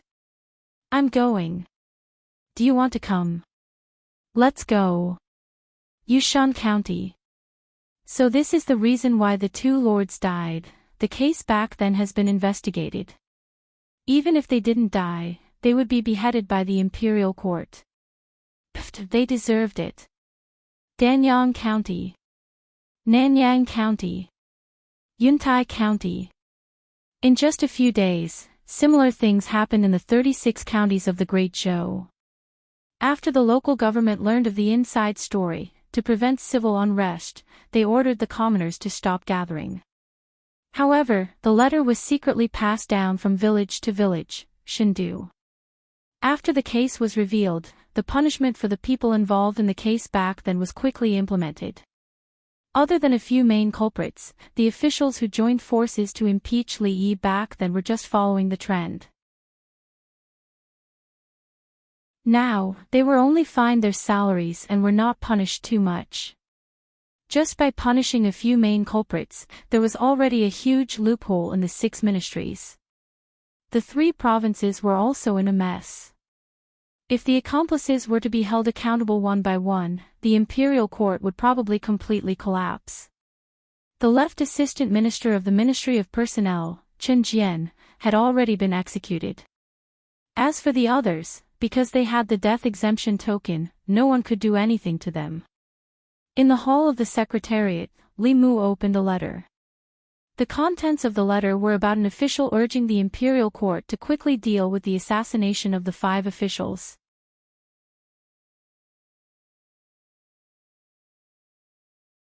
Chapter 369. In fact, all the things that had happened in the divine capital these days revolved around the murder of several imperial court officials. The reason why few people mentioned this matter was that most people were attracted by Li Yi's old case. Now that the old case had been clarified, those who should be rehabilitated had been rehabilitated, and those who should be sentenced had been sentenced. The original case had been pushed to the forefront again. The headmaster had notified almost all the subsects to help Li Mu obtain the book of 10,000 people from the various counties. Based on the feedback from Mount Baiyun, the progress of this matter had been pushed forward by more than half. Now was not the time. Li Mu closed the memorial and put it aside. In the Commandery Prince mansion of Nanyang, Commandery Prince Nanyang looked at an official and asked, "Are you sure the memorial has been handed in?" "It has been 3 days. Why is there no news at all?" The official scratched his head with a puzzled look and said, "It has been handed in. I personally handed it in." "Is it still going through the process?" "The Central Secretariat is going through the process." "Why would it take so long?" Commandery Prince Nanyang looked at Xiao Ziyu and said, "Ziyu, you are the head of the Central Secretariat. Can't you urge him?" Xiao Ziyu shook his head and said, "Uncle, you don't know. I am in charge of the Ministry of Works. The memorials related to the Ministry of Justice are directly handed to Li Mu. After Li Mu deals with them, they will be handed to the assistant minister. If Li Mu doesn't put them in, the memorial can't be handed in at all."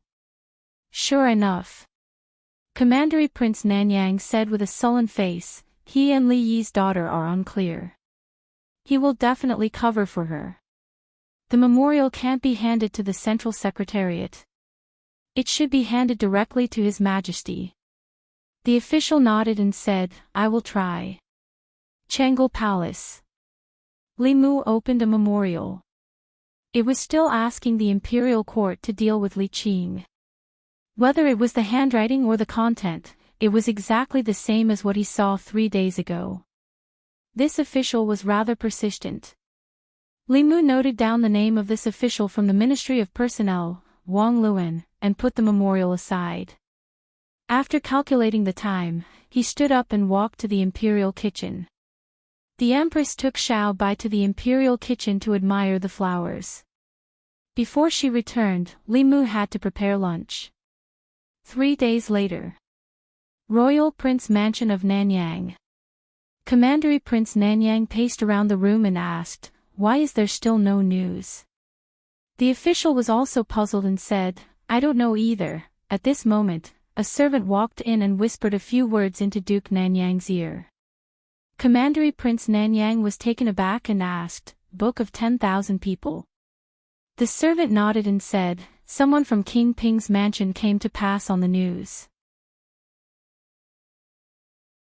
Someone is urging the people in the various counties to write a petition to plead for mercy for that woman." Commandery Prince Nanyang snorted coldly and said, "So that's what he's planning." If this matter attracted the attention of the people in the 36 counties and caused them to write a petition to the people, the imperial court might really compromise. After all, the people's hearts were the foundation for the continuation of the Great Zhou. If it was only the Luoyang, it would be fine.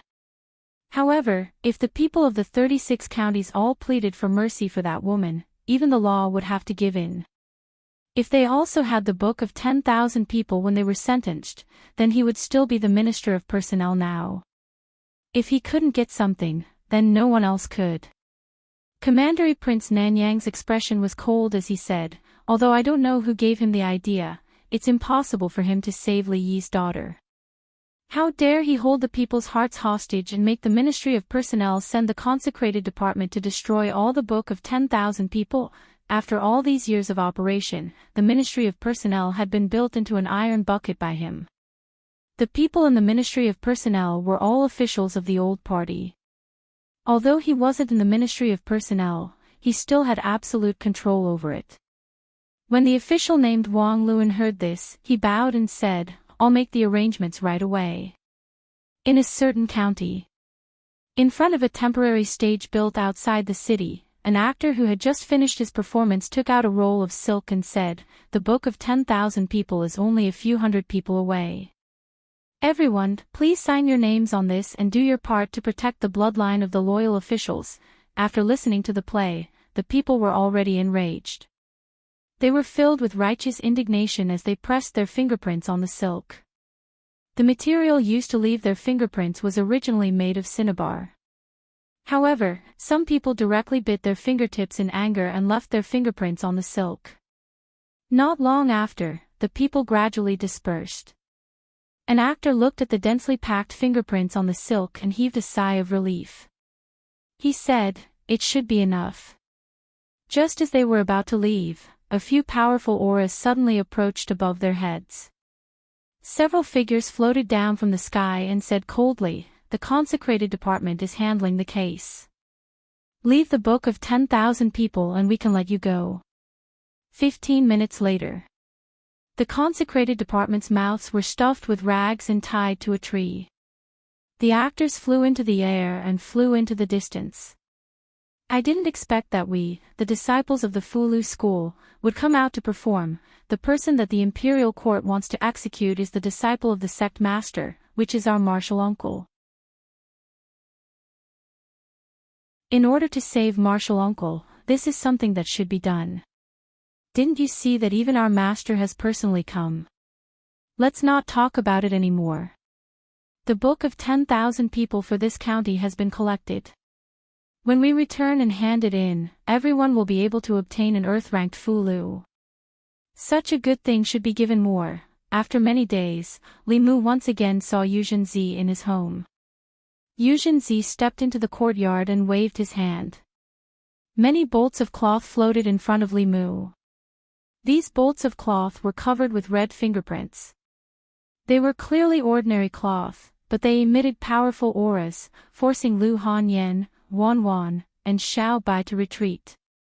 When the auras swept over Li Mu, they seemed to resonate with some aura on his body and gently passed through him.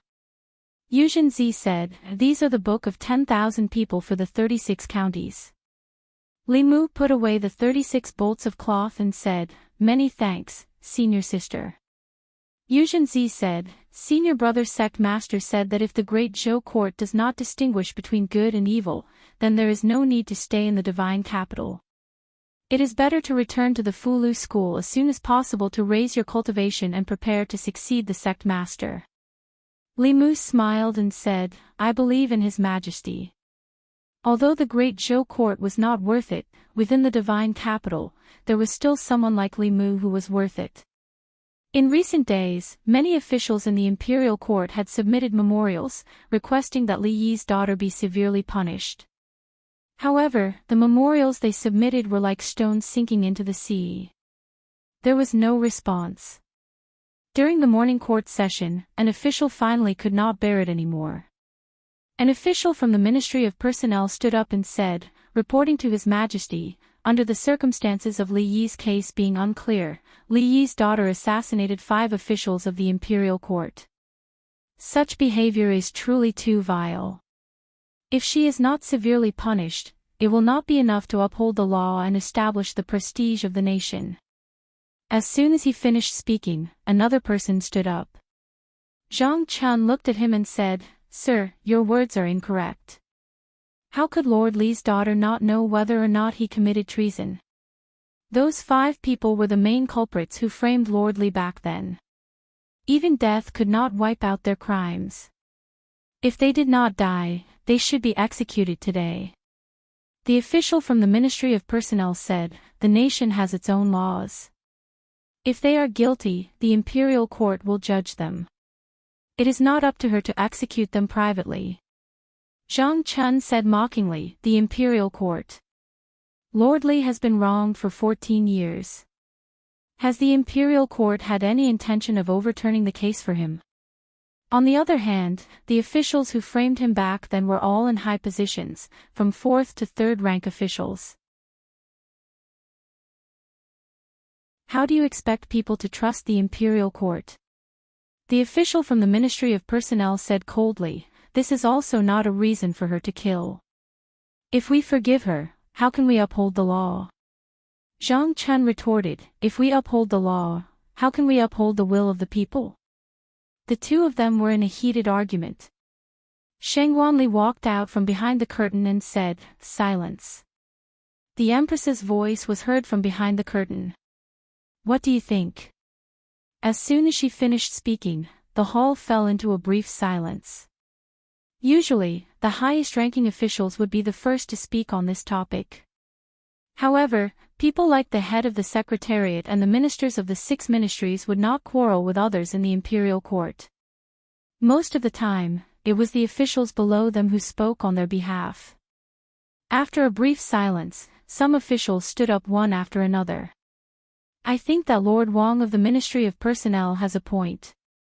One case is another case. These 2 cases should not be mixed together.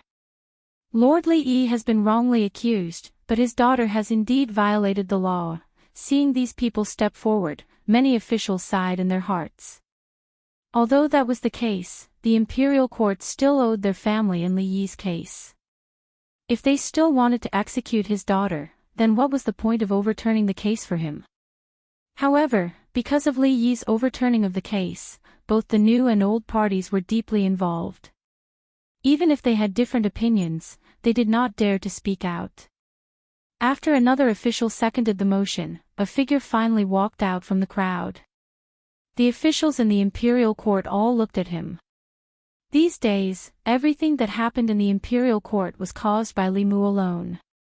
This time, he was probably one of the people who wanted to protect Li Yi's daughter. Li Mu walked to the front of the hall and did not express his opinion. He only said calmly, "I would like your Majesty and all the officials to see something first." With a wave of his hand, a pile of things suddenly appeared in the crepe myrtle hall.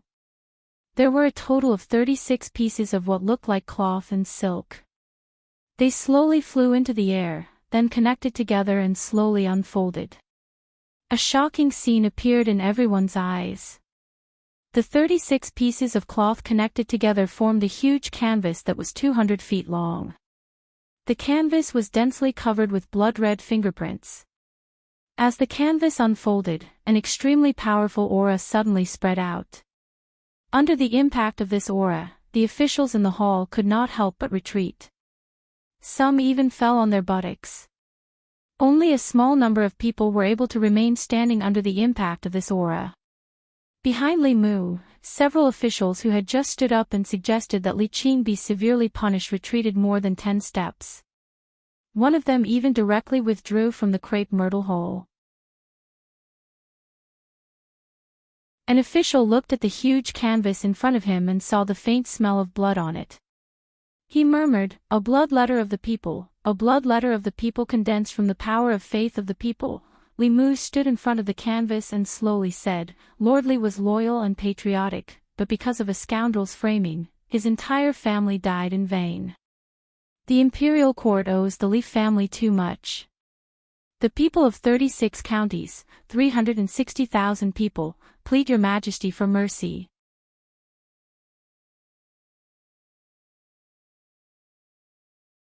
Chapter 370. In the crepe myrtle palace, the 36 scrolls of the Book of the People floated in front of the officials. Although there were no words on the unfurled white cloth, the fingerprints and palm prints represented the wishes of the people. The will of the people could not be deceived, nor could it be defied. This was the foundation of the Great Zhou. Under the pressure of the Book of the People, the officials who had just stepped forward to request the execution of Li Yi's daughter found it difficult to speak again. They could no longer speak. After Li Mu took out the Book of the People, if they spoke again, the opposition would not be from Li Mu, but from the will of the people. For the imperial court, in the face of the will of the people, there was nothing that could not be compromised, including them. The noisy imperial court suddenly quieted down. After a long period of silence, a figure slowly stepped forward. Zhang Chun bowed and said loudly, "Your Majesty, please have mercy." His voice echoed in the crepe myrtle palace. Soon, another official took a deep breath and slowly stepped forward. He bowed and said, "Your Majesty, please have mercy. Your Majesty, please have mercy. Your Majesty, please have mercy. Your Majesty, please have mercy." One figure, two figures, three figures. In the hall filled with the will of the people, more and more officials stepped forward. Finally, at the front of the crowd, the head of the secretariat held up his ceremonial tablet and said, "The will of the people cannot be defied." The former assistant minister of the Ministry of Personnel, Li Yi, suffered 14 years of injustice. The people pity him. This is Li Yi's death, and also the imperial court's death. I implore your Majesty to comply with the will of the people and show mercy. The two attendants also sighed softly and stood out. Although Li Yi's daughter violated the law, but considering that her family was framed by treacherous officials and suffered great injustice, and the people she killed were all guilty officials, I implore your Majesty to show mercy. The will of the people cannot be defied. Your Majesty, please have mercy, the head of the secretariat and the attendants all pleaded. Finally, even the head of the officials, stepped forward and said slowly, "The will of the people is the most important. I implore your Majesty to comply with the will of the people and pardon Lord Li's daughter." Behind the curtain, the Empress's voice was majestic. "Since this is the will of the people of the 36 counties, and the ministers have pleaded for her, I can't be stubborn. After the court, the Secretariat will immediately draft a pardon." Imperial Ancestral Temple. Li Mu walked into the deepest part of the prison and said, "Open the door." The prison guard behind him immediately took out the key he had prepared and opened the cell door. Li Mu walked into the cell, reached out his hand to Li Qing and said, "Let's go home." Outside the imperial city, a large crowd had gathered on the wide street. Countless gazes were focused in the direction of the palace gate. Until two figures walked out of the palace. "It's young Lord Li." The woman beside him is Lord Li Yi's daughter. "Has the court finally pardoned her? Lord Li Yi has a descendant." Seeing the two of them walk out side by side, the commoners spoke excitedly. Li Mu and Li Qing walked out of the palace and back to the Li residence. The people of Shendu followed them all the way. Standing in front of the Li mansion, Li Qing raised her head and looked at the plaque with the words Li Mansion written on it. It stood there for a long time. Creak, the door of the Li mansion slowly opened from the inside. Lu Hanyan walked out and looked at Li Qing. She smiled and said, "Welcome home." In the Crepe Myrtle Palace, when Li Mu took out the book of 10,000 people from the 36 counties, some people had already lost. Once the book of 10,000 people, which represented the will of the people, the court officials, whether they were willing or not, only had one choice. In the end, under the lead of a few officials from the 3 provinces, all the court officials pleaded for mercy. In addition to the push of the people's will, the empress could only reluctantly comply with them and pardon Li Qing. In the Li mansion, Li Mu sat cross-legged on the bed. The telekinesis in his body was almost full. When he walked out of the palace with Li Qing, the entire street was covered by telekinesis. He had just taken out the spiritual jade from the flask space. In just a moment, the spiritual energy in the spiritual jade would be completely absorbed. Even the speed at which he took out the spiritual jade could not keep up with the speed of absorption. At this moment, in the North Court, with the Li Mansion as the center, a huge spiritual energy whirlpool had formed. The spiritual qi in the air of the entire divine capital was gathering towards the Li residence in the northern garden. In the divine capital, some of the more powerful cultivators had already noticed the abnormality. Especially those who lived in the North Court, they could clearly feel that the spiritual energy in the surroundings was becoming more and more abundant. However, when they tried to absorb it, they realized that they could not absorb any spiritual energy at all. The huge spiritual energy whirlpool in the North Court was violently absorbing all the spiritual energy in the surroundings. Someone is breaking through. What exactly is this person's cultivation? How could he cause such a huge commotion? Countless figures flew up from all directions and looked in the direction where the spiritual energy was gathering. That place is the Li Mansion. This familiar feeling. Could it be that Li Mu is also cultivating telekinesis? It's the same as Li Yi back then. No wonder his cultivation speed is so fast at such a young age. He actually dares to cultivate this path. Such a fast and domineering way of gathering spiritual energy was not something a normal cultivation path could achieve. Even a spirit gathering array was far from it. Only telekinesis could have such an effect. The path of telekinesis was the fastest way to improve one's cultivation among all the paths of cultivation. The reason why so few people cultivated it was not because they did not want to, but because it was too difficult. Telekinesis originated from the people. To win the people's trust, one had to stand on the people's side. However, the interests of the people and the interests of the people in power were often contradictory. To stand on the people's side was to stand on the opposite side of the people in power. To walk on this path, one had to dare to do what ordinary people did not dare to do. There had been people who had done this before, but they had all died. After that, very few people walked on this path. If Li Mu did not have the Empress's protection, he would have been like Li Yi back then. His entire family would have been executed countless times. It was also because of the Empress's protection that he could walk to this day and become a righteous person in the hearts of the people in the divine capital. He relied on the people's telekinesis to quickly break through. The spiritual energy vortex above the Li Mansion spun for more than 2 hours. It almost sucked out all the spiritual energy in the divine capital before it slowly dissipated. At the same time, Li Mu, who was sitting cross-legged on the bed, slowly opened his eyes. The divine light in his eyes was restrained. The aura on his body was also extremely obscure. In the past, he was a sharp sword. Now, he had hidden his edge. Saving Li Qing was something he had to do. It was also in accordance with the people's will. With this, the telekinesis of the people in his body reached its peak. It allowed him to break through to the 5th level in one go. It also allowed him to resolve one of his obsessions. Li Mu walked out of the room. Hyun Jinko stood in the courtyard and smiled.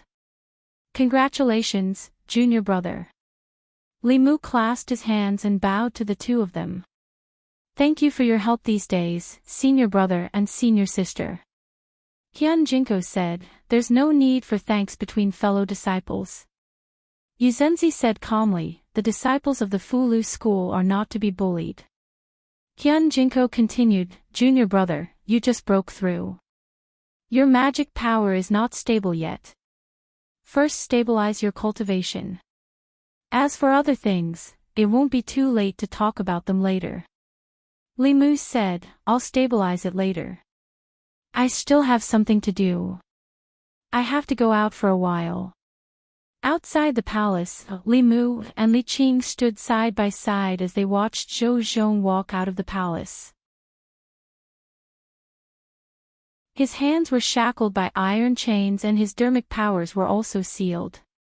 This chain would only be removed when he arrived at the place of exile. 2 Fifth Realm worshippers stood behind him. They would escort him all the way to the place of exile. Zhou Zhong looked at Li Qing with a gentle gaze. Finally, he looked at Li Mu and said, "When you have time, go to the Ministry of Justice and find Wei Ping. He has something that I left for you." Wei Ping is a promising talent. With a little promotion, he can take on great responsibilities. Li Mu nodded and said, "I understand." Zhou Zhong looked at Li Qing again and said, "Listen to Li Mu in the future. Don't be so rash. He knows how to protect you better than I do." Li Qing lowered her head and said softly, "Okay." Zhou Zhong finally looked at Li Mu and said, "Take good care of Qing." One of the worshippers said, "It's time to go."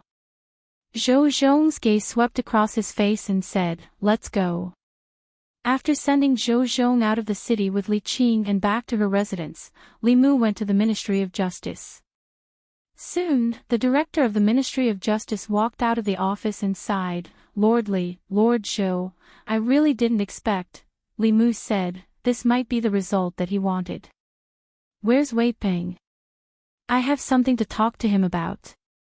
The director of the Ministry of Justice sighed again and said, "I'll go get him." After a while, Wei Ping walked out of a guard room. He seemed to know Li Mu's purpose and handed a wooden box to Li Mu. This wooden box was not locked. It seemed to be just a simple buckle. Li Mu tried to open it but found that he could not open it at all. He channeled his magic power and used the art of great strength but still could not open it. Li Mu looked at the wooden box carefully and found that there were complicated runes carved on the box like a seal. From the complexity of these runes, it would be very difficult for him to open it with his current magic power.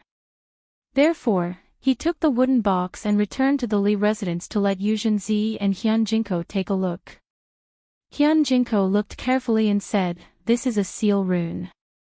It can only be opened with brute force. If other methods are used, or if the runes are destroyed, I'm afraid the item in the box will also be destroyed." He tried to open the wooden box but still failed. Yuzenzi tried again, but it still ended in failure. She looked at the wooden box in her hand and said, "This seal is too strong. I'm afraid only those above the 7th realm can open it. If you have time, go back to Mount Baiyun and ask Senior Brother Sect Master for help." Li Mu waved his hand, "No need." After a while, Changle Palace.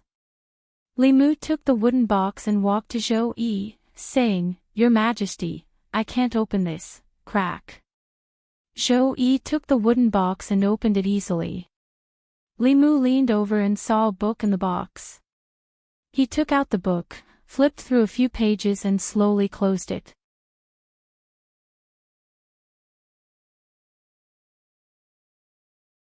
Chapter 371. In Changle Palace, Li Mu handed the booklet to Zhou Yi and asked, "Your Majesty, how should we deal with these people?" Zhou Yi flipped open the booklet and glanced at it a few times. Then, he asked Li Mu, "What do you think?" Li Mu thought for a moment and said, "I think that the Great Zhou's imperial court has been suffering from a chronic problem for a long time. The court officials have formed cliques for personal gain, and in order to suppress dissidents, they will do anything. If we want to cure this chaos, we need to use strong medicine. Your Majesty can also take this opportunity to support some of your trusted aides. Zhou Qiong rubbed the space between his brows and said to Li Mu, I'll leave this matter to you. Li Mu bowed and said, I obey. The booklet Zhou Zhong gave him recorded the crimes of many officials of the two parties over the years. Some of them were corrupt, some of them took bribes, some of them bent the law for personal gain, and some of them abused their power. These records filled the entire booklet. A month ago, Li Mu felt that the imperial court should still be stable. Over the past month, Li Mu gradually realized that the Great Zhou's imperial court had a problem from the root. Rather than maintaining the stability on the surface and letting them slowly nibble away at the decaying Great Zhou, it was better to cut the Gordian knot and use strong medicine to weaken the old and new factions. At the same time, power would gradually return to the hands of the Empress. When the Empress completely controlled the imperial court, whoever passed the throne of the Great Zhou to would have nothing to do with the old and new parties. Even if the Empress didn't pass the throne to the Zhou clan or the Shao clan, it would be her own business to pass the throne to her own son. Or, if the Empress's cultivation reached the 8th level, then no matter how strong the old and new parties were, they wouldn't even have the right to protest under absolute power. In that case, who would dare to bully him in the entire Zhou province, let alone the imperial court? Unfortunately, this could only exist in Li Mu's imagination. The Empress' 7th level came more from her inheritance than from her own cultivation. Unless she encountered a greater opportunity, the 7th level was the peak that she could reach in this lifetime. At present, all the 7th realm powerhouses that Li Mu knew, including Xian Jizi, were promoted to the upper realm through inheritance. Zhou Yi leaned against the dragon throne and propped up his head. He said, I'm a bit tired. Here are a few memorials. Help me take a look. Li Mu moved a chair and sat in front of the table. He said, Your Majesty should rest first. When you wake up, the soup in the imperial kitchen will be almost ready. Although it was unlikely that a 7th realm cultivator would tire herself out, Li Mu didn't forget that the Empress' inner demon had yet to be removed. Suppressing the inner demon was an extremely taxing task. The exhaustion of mental energy was no less than fighting a battle with an expert of the same level. With Li Mu here, she didn't have to worry about court matters. Zhou Yi leaned against the dragon throne and closed her eyes to recover her mind. Suddenly, a cloud of fog appeared in front of her. When the fog dissipated, she was no longer in Changle Palace, but in the Imperial Garden. Zhou Yi quickly realized that this was a dream. As a 7th realm cultivator, she could control her body and consciousness. However, dreams didn't seem to have much to do with a person's consciousness. Instead, it was dominated by another consciousness. She wanted to withdraw her consciousness from the dream, but she heard a sound coming from the depths of the Imperial Garden. This made her change her mind. She was also interested in the contents of the subconscious fantasy. Thus, she walked along the path of the Imperial Garden and slowly walked into the depths. As she walked, the conversation in the depths of the garden gradually became clear. This orange is very sweet. It's a tribute orange from Jiangnan. Try it. I want you to feed me. Nonsense. Humph, you're not even willing to do this for me. You don't love me anymore. Okay. Open your mouth. In the depths of the garden, there seemed to be a couple passionately in love. Zhou Yi had never experienced love, so she didn't feel envious. She just felt that even the fragrance of the flowers in the Imperial Garden couldn't cover up the sour smell in the air. Just as she was about to leave, the couple sitting in the pavilion suddenly turned around. In the pavilion, the other her was peeling the orange with a smile and sending the orange pieces into the mouth of the person in her arms. And the person nestled in her arms was actually Changle Palace. Zhou Yi, who was lying on the rocking chair, suddenly opened her beautiful eyes. Fine sweat even seeped out of her forehead. After Li Mu finished reading the last memorial, he inadvertently glanced over and found that the Empress had woken up. Then, he asked with some surprise, Your Majesty, are you very hot? Zhou-Yi looked at Li Mu. The scene in her mind appeared again. She realized that her inner demon seemed to be getting more and more serious. Li Mu noticed the Empress's absent-mindedness. He waved his hand in front of her eyes and whispered, Your Majesty, Your Majesty. Zhou-Yi came back to her senses and said, I'm fine. You can go back first. Li Mu said, The soup in the imperial kitchen is ready. I'll go get a bowl for you. Zhou-Yi waved her hand and said, No need. I'll let Ollie leave in a while. You can go back first. Li Mu tidied up the memorials he had read and put the chair back in place. He said, Then I'll go back first. Walking out of Changle Palace, he sighed softly. The reason he came to Changle Palace was that he didn't know how to face the situation at home. He wanted to sort out his thoughts first, but the Empress obviously didn't give him the chance. It was now lunchtime. In the Imperial Palace, the officials of the various government offices began to walk out in groups. An official looked at Li Mu walking out of Changle Palace and said with emotion, What is a favored official? This is a favored official. The number of times he goes to Her Majesty's bedchamber is more than the number of times he goes to the Secretariat. Another official said, What is he holding in his hand? It looks like a book. When his eyes swept over the book in Li Mu's hand, he inexplicably shivered. He crossed his arms and said, It's cold. Tomorrow I'll have to wear more clothes. Li Mu walked out of the Imperial Palace and all the way back to the Li residence. He stood in front of the gate, but he didn't step in. It was hard for him to imagine what it would be like if Li Qing and Lu Hanyan appeared at home at the same time. In Lu Hanyan's eyes, Li Qing was undoubtedly Li Mu's ex-girlfriend. Although they had never confirmed their relationship, Li Mu couldn't deny that Li Qing was indeed his first love. If it wasn't for fate, the person sleeping next to him every night might be someone else. When a wife meets an ex-girlfriend, and the current master of the Li residence meets an ex-master, it would be good if the two didn't fight. It couldn't be a happy and harmonious sisterly relationship, right? The gate of the residence suddenly opened. Xiao Bai ran out of the courtyard and asked in confusion, Benefactor, what are you doing at the gate? Li Mu rubbed her head, took a deep breath, and stepped into the house. There wasn't the awkward atmosphere he imagined. Li Qing and Lu Hanyan were sitting in the courtyard and talking. They were neither too enthusiastic nor too distant. Li Mu walked into the courtyard and said, I'm back. No one paid attention to him. Lu Hanyan looked at Li Qing and asked, Where was Miss Li's previous room? I'll ask Wanwan to help you tidy it up. Li Qing said, No need, I'll tidy it up myself.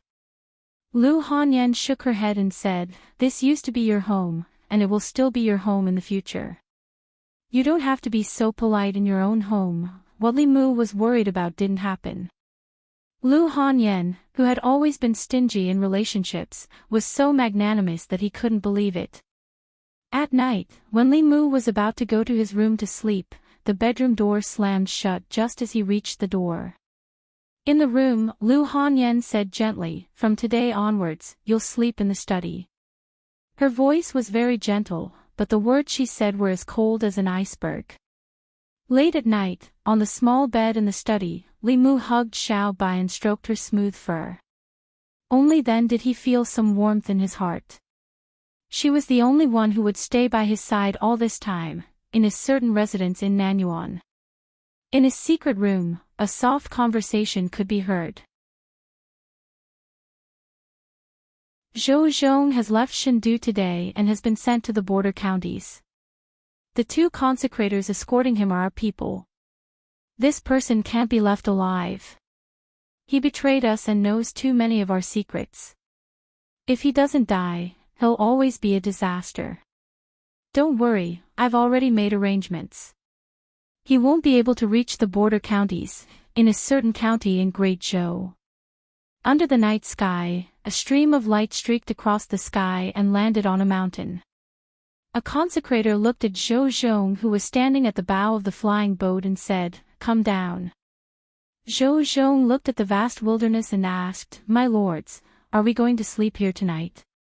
The consecrator said, "What? You're a criminal official. Do you want to stay in a high-class inn?"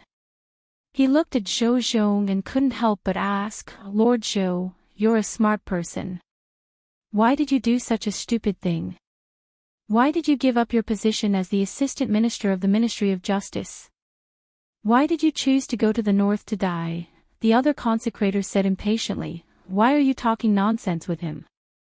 Just do it. We'll enjoy ourselves outside for a while before returning to Chengdu." Zhou Zhong looked at them and asked, "You want to kill me?" The consecrator said, "Lord Zhou, are you so naive as to think that you won't have to die if His Majesty shows mercy?" Zhou Zhong said calmly, "You're deceiving the emperor." The consecrator laughed coldly and said, "If we kill you, we'll burn you to ashes with the true Samadhi fire. Who would know? Anyway, you criminal officials will all die in the hands of ghosts and demons in the end." Zhou Zhong asked again, "You really want to kill me?" The consecrator extended his hand.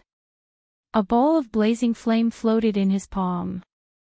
He walked towards Zhou Zhong and said, "In your next life, be a smart person." Zhou Zhong looked at him and said softly, "Deceiving the emperor is a crime punishable by death." Poof! The flame in the consecrator's hand suddenly went out. It wasn't that he cancelled his spell. It was that his spell had no more mana to support it.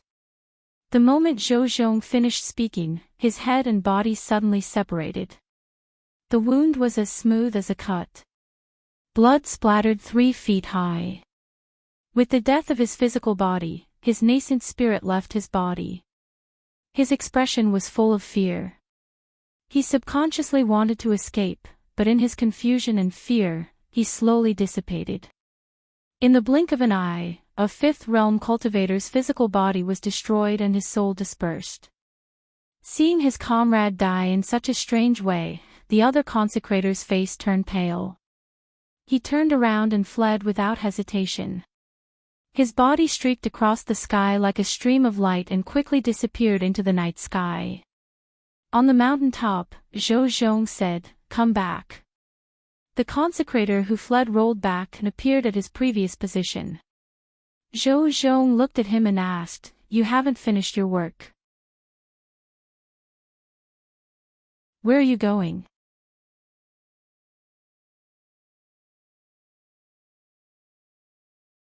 Chapter 372. Fairies' Capital, Department of Worship. A few worshippers looked at a broken jade tablet on the table with solemn expressions. "The life talisman is broken. Is Ma Yi dead? Where is he?" Ma Yi and Jing Zong escorted Zhou Zhong to the place of exile. Could it be that Zhou Zhong broke free from the torture instruments and escaped? Jing Zong's life talisman is still intact. Why didn't he send a message back? Just as he finished speaking, a high official strode in and said, "I've just received a message from High Official Zhang. Ma Yi wanted to kill Zhou Zhong while he was escorting him, but he was killed by Zhou Zhong." As soon as these words were spoken, it caused an uproar. Why did worshipper Ma want to kill Zhou Zhong? Zhou Zhong's mana was restricted. How did he kill worshipper Ma? The Department of Worship was controlled by the royal family in the previous dynasty. Even now, the Shao royal family still had absolute control over the Department of Worship. Many worshippers in the Department of Worship were loyal to the old party. They would listen to the old party's orders and kill Zhou Zhong to vent their anger in the middle of his exile. This was reasonable. However, Ma Yi wanted to kill Zhou Zhong but was killed instead. This was somewhat unbelievable. Zhou Zhong's strength was slightly inferior to Ma Yi's. Under the circumstances where his mana was not restricted, he was not Ma Yi's match. With his mana restricted, his strength was less than 10%. A transcendent realm cultivator could probably kill him. How could he kill another transcendent realm cultivator in the presence of a 5th-level worshipper? A worshipper looked troubled and asked, "How should we deal with this?" Another worshipper said, "Zhou Zhong is a sinner and has committed such a grave crime. If he is not killed, justice will not be served." Everyone looked at him and did not agree. Ma Yi tried to kill Zhou Zhong while escorting him to exile. To put it simply, this was an abuse of power. To put it bluntly, this was deceiving the emperor. Regardless of the reason, as long as he wanted to kill Zhou Zhong and acted, it was reasonable and legal for Zhou Zhong to kill him. The old party wanted to get rid of Zhou Zhong through the Department of Worship. This was causing trouble for the Department of Worship. The worshipper thought for a while and said, "The Department of Worship does not have the authority to decide on this matter. Let's report it to the imperial court first." Today, when Li Mu was helping the empress deal with the reports, he learned that the worshipper escorting Zhou Zhong wanted to kill Zhou Zhong during his exile and was killed by Zhou Zhong instead.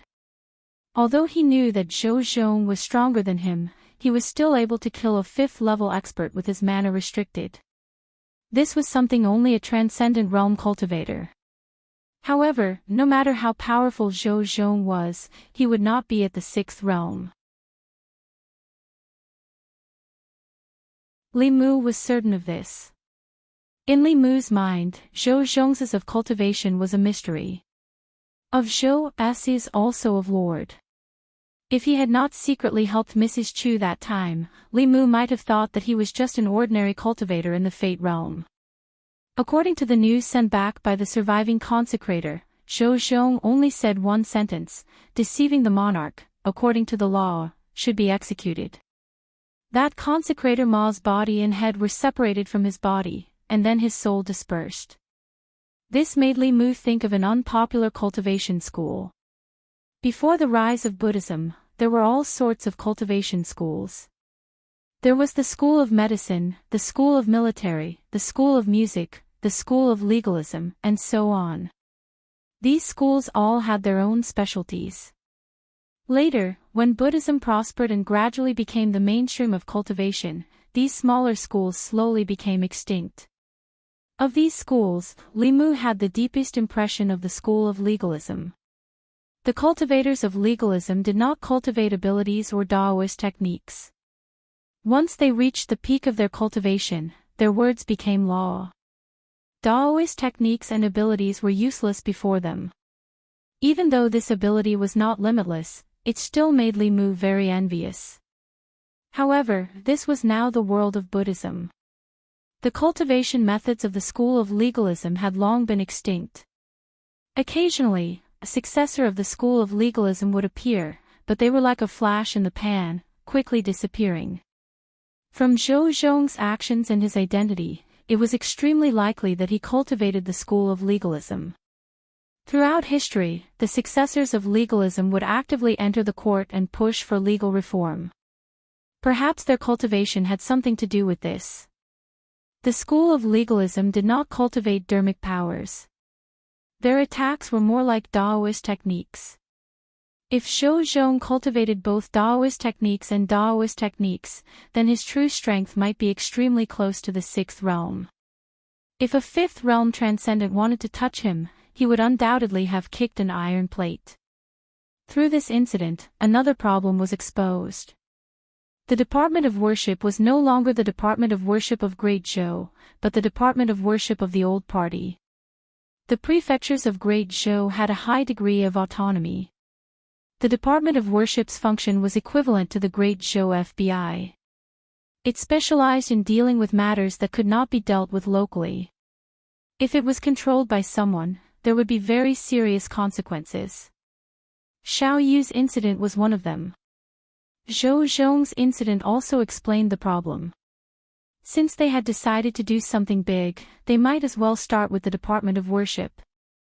However, before that, there was an even more important matter that the Secretariat had to deal with immediately. After overturning the case for Li Qing's father, 2 ministers and 2 assistant ministers of the 6 ministries were removed from their positions. All of a sudden, there were 4 empty positions for officials above the 4th rank. The Ministry of Personnel was also without a leader. Without officials to replace them, the Yamen would not be able to continue operating. Regarding this, the Secretariat had been arguing for an entire morning. The Ministry of Personnel was the lifeblood of the old party. It was originally completely controlled by the old party. One minister and two assistant ministers were all members of the old party. The minister of the Ministry of Personnel was the Duke of Nanyang. Through the Ministry of Personnel, the old party controlled the assessment, appointment, and dismissal of most officials in Great Zhou. They also indirectly influenced the Department of Worship. It could be said that they had grasped the lifeline of the imperial court. In the process of overturning the case for Li Yi, Li Mu, and Zhou Zhong had cut off the lifeblood of the old party. It seemed that the old party had only lost 3 officials, but in reality, they had suffered heavy losses. The old party was the upper echelons of the government and could influence countless lower echelons of the government. Without the Ministry of Personnel, the old party would lose half of their authority in the imperial court. Therefore, they hated Zhou Zhong to the bone and wished that they could get rid of Zhou Zhong on the way to exile him.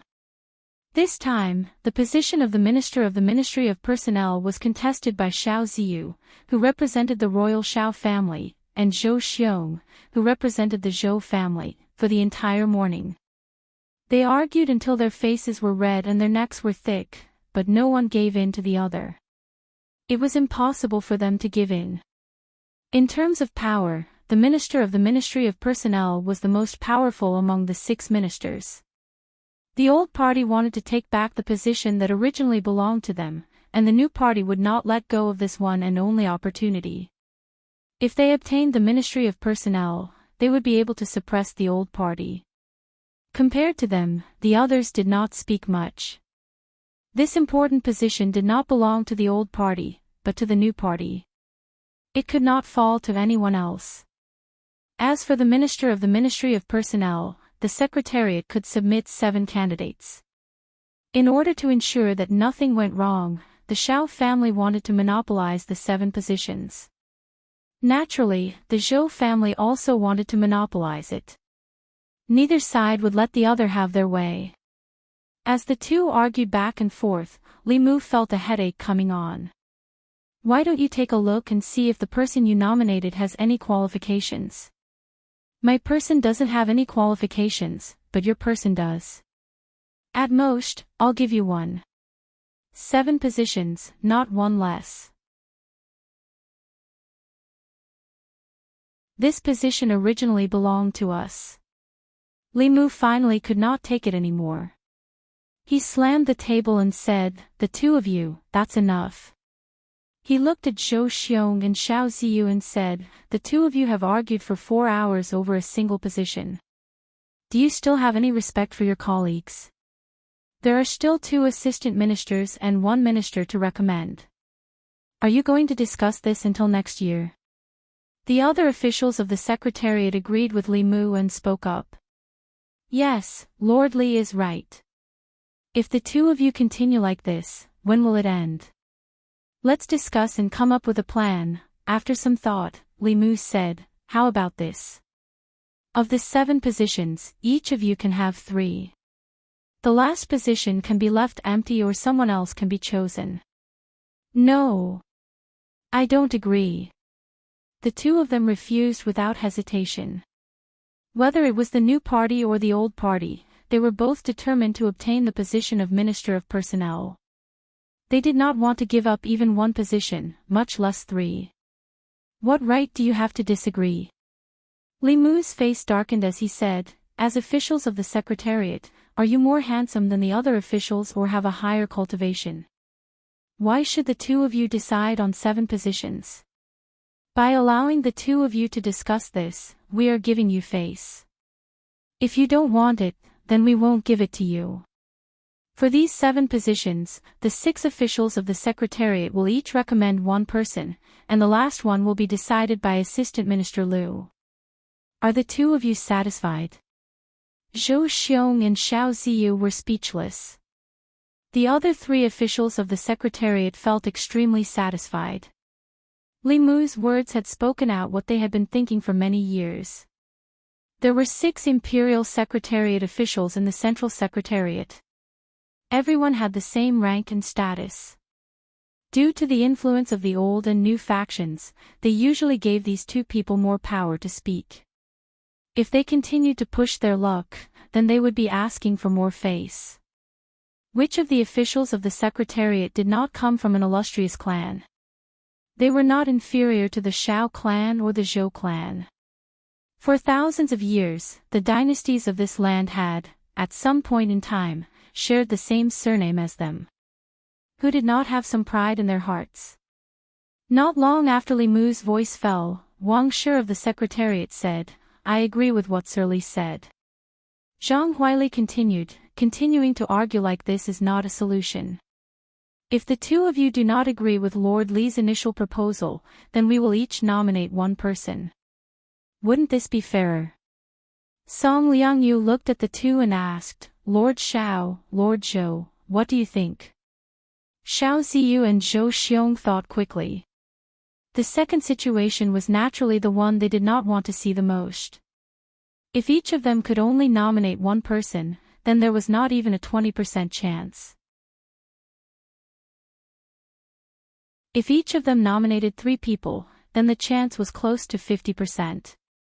They were clear about this. The 2 of them looked at each other and said at the same time, "Then let's follow Lord Li's initial proposal." The 2 of them each wrote 3 names on the paper.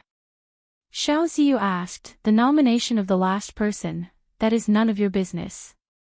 Li Mu waved his hand and said, "Out of the 7 spots, the 2 of you have taken up 6. The 5 of us do not even have a chance to nominate one person."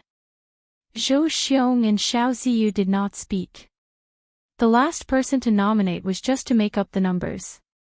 As long as it was not someone from the opposing faction, they had no objections.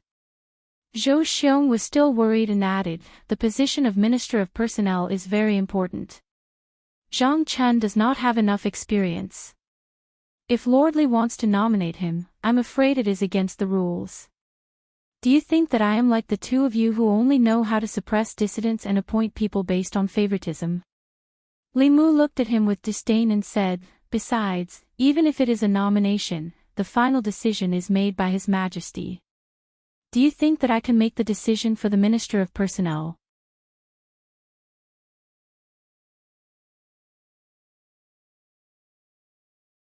Chapter 373.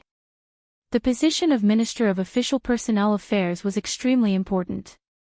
Even if Li Mu was a favored official, the Empress would not let him make the decision. However, Xiao Ziyu was still worried. He asked, "If I may ask, who would you like to nominate?" Li Mu actually wanted to nominate Zhang Chen. After all, he owed old Zhang a lot of favors. If he became Minister of Official Personnel Affairs, he would have the right to apply for a 5-sectioned house from the imperial court. He would have servants and maids. However, the Minister of Official Personnel Affairs was a 3rd-rank official. He was now a 5th-rank official. No matter how he skipped a rank, he could not let the Shindu Medallion directly promote him to Minister of Official Personnel Affairs. If it was not Zhang Chen, it did not matter who else was. Li Mu thought for a while and said, "Lu Qing, the Assistant Minister of Rights." It was sad to say that after being in the imperial court for so long, others had formed cliques and cliques, but he did not even have anyone to do so. In fact, when it came to nominating for the position of Minister of Official Personnel Affairs, he could only think of Lu Qing, the Assistant Minister of Rights. Xiao Ziyu looked at Li Mu in surprise and said, "The Assistant Minister of Rights has just been promoted. Isn't it too frequent to promote him to Minister of Official Personnel Affairs in such a short period of time?" Li Mu looked at him and said, "Why don't we give this opportunity to Lord Shao?" Before Xiao Ziyu could answer, Zhou Xiong immediately said, "Lu Qing is Lu Qing then. He's currently at rank 4. It's fine as long as he has the qualifications to be nominated for rank 3. You're meddling too much, aren't you?" Lu Qing had just been promoted to Assistant Minister of the Ministry of Rights not long ago. In principle, it was impossible for him to be promoted to Minister of the Ministry of Personnel in the near future. In this way, the uncertainty of the last position could be eliminated. Wasn't nominating Lu Qing much better than Li Muzhen nominating a capable and experienced official? Although Zhou Xiong did not like Li Mu, he would not blindly oppose him at a time like this. Li Mu looked at the other three officials of the Secretariat and asked, "I am just randomly nominating someone. Do the other three have any thoughts?" The other three secretaries shook their heads in unison. Wang Shi said, "Let's listen to Sir Li." Both the new and old parties were determined to win the position of Minister of Personnel. It was useless for them to nominate him. Li Mu and Lu Qing were neither relatives nor friends. Nominating him was just to make up the numbers. Since it was just to make up the numbers, it didn't matter who made up the numbers. Under Li Mu's forceful intervention, Zhou Xiong and Xiao Ziyu made a compromise, and the candidate for the Minister of Personnel was finally decided. Zhang Huili said, "Next, it's the two assistant ministers' turn." Xiao Ziyu quickly added, "It's best if the position of Assistant Minister of the Ministry of Personnel is taken up by an official familiar with the Ministry of Personnel's affairs. It's more than suitable for the position to be replaced by two ministers of the Ministry of Personnel.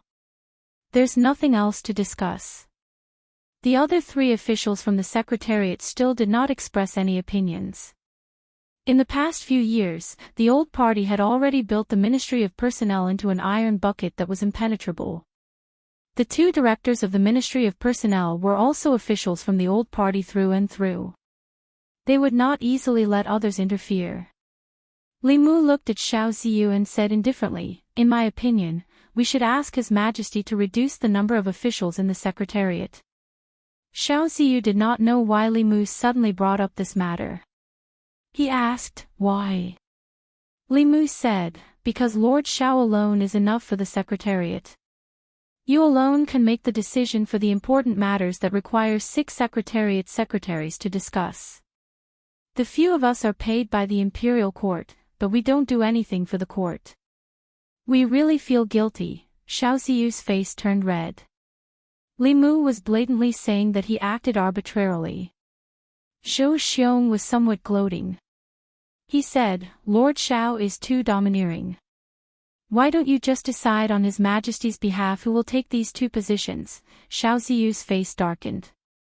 "Then what do you think we should do?"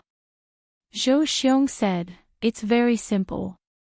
The 6 of us will each nominate 1 person. The last person will be decided by Assistant Minister Lu or Lord Head of the Secretariat. In any case, the new party would not be able to get either of the 2 assistant minister positions in the Ministry of Personnel." He did not mind muddying the waters so that the old party would not be able to get them either. Zhou Xiong's words pushed him to the opposite side of everyone. Xiao Ziyu was silent for a moment.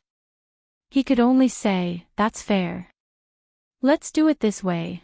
It was rare that the 2 assistant minister positions in the Ministry of Personnel were decided by the 7 of them. The positions of Assistant Minister of the Ministry of Justice and Minister of Works were also contested by 2 people who represented the interests of the old and new parties. Under Li Mu's efforts, a few other people also received a few nominations. The other 3 officials of the Secretariat finally felt a sense of participation. This was actually the norm in the Secretariat. The reason there were 6 officials of the Secretariat was not only because they corresponded to the 6 ministries, but also because these 6 people belonged to different factions. This was to prevent one party or one faction from having too much say in important matters of the court. In the past few years, the court officials had taken sides, forming the old and new parties. They each occupied the court, and the structure of the Secretariat was also affected. It was practically Zhou Xiong and Xiao Ziyu's opinions. This situation finally changed after Li Mu came to the Secretariat. Under the protection of Her Majesty, the old and new parties could not do anything to him. After the 6 officials of the Secretariat decided on the candidates for the positions, they handed them over to the Assistant Minister of the Secretariat and the head of the Secretariat. If the officials of the Secretariat had no objections, they would send them to the Ministry of Martial Arts. After the Ministry of Martial Arts verified the candidates, they would hand them over to the Empress to decide on the final candidates. Among them, there were restrictions on the monarch's authority and also restrictions on the monarch's authority. For officials of this level, even the Empress could only choose from the people appointed by the Secretariat. The Secretariat only had the right to recommend but not the right to decide. Of course, the past emperors all had their own trusted aides in the Secretariat. This way, many things were still decided by the monarch. Li Mu tidied up the memorials and sent them to Changle Palace. He placed them on the table in front of Zhou Yi and said, "Your Majesty, these are the candidates for the Minister of Personnel, the Assistant Minister of the Ministry of Justice, and the Minister of Works. The Secretariat has already chosen them. Please take a look." Zhou Yi flipped through the memorials on the top, picked up the red brush, and asked, "Who do you think is qualified for the position of Minister of Personnel?" Li Mu said, "This is a matter of great importance. Your subject does not dare to speak carelessly." Zhou Yi thought for a moment and was about to circle a name when Li Mu coughed softly. Zhou Yi paused. The tip of the brush brushed past that name and stopped above another name. Li Mu coughed again. The tip of the brush continued to slide down. Cough. Cough.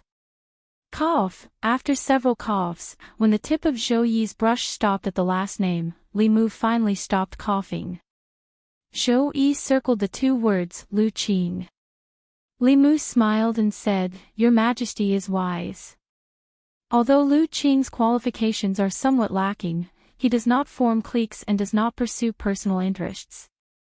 This can prevent one clique from controlling the court through the Ministry of Personnel and causing chaos in the court.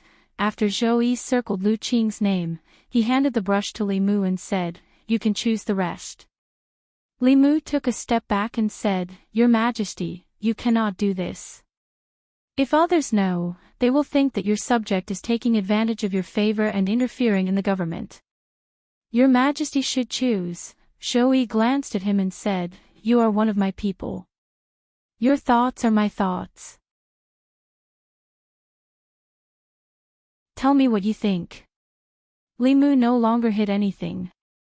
He walked to her side and said, "Your subject knows that your Majesty does not want to be emperor and does not want to be trapped in the imperial palace. However, your subject believes that if your Majesty wants to leave the court, the first thing your Majesty should do is take control of the court. For these important positions, your Majesty should consider placing officials loyal to your Majesty and not officials from the old or new cliques."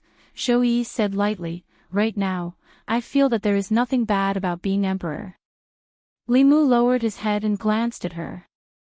Right now, she felt that being emperor was not bad because he had helped her do the things that an emperor should do.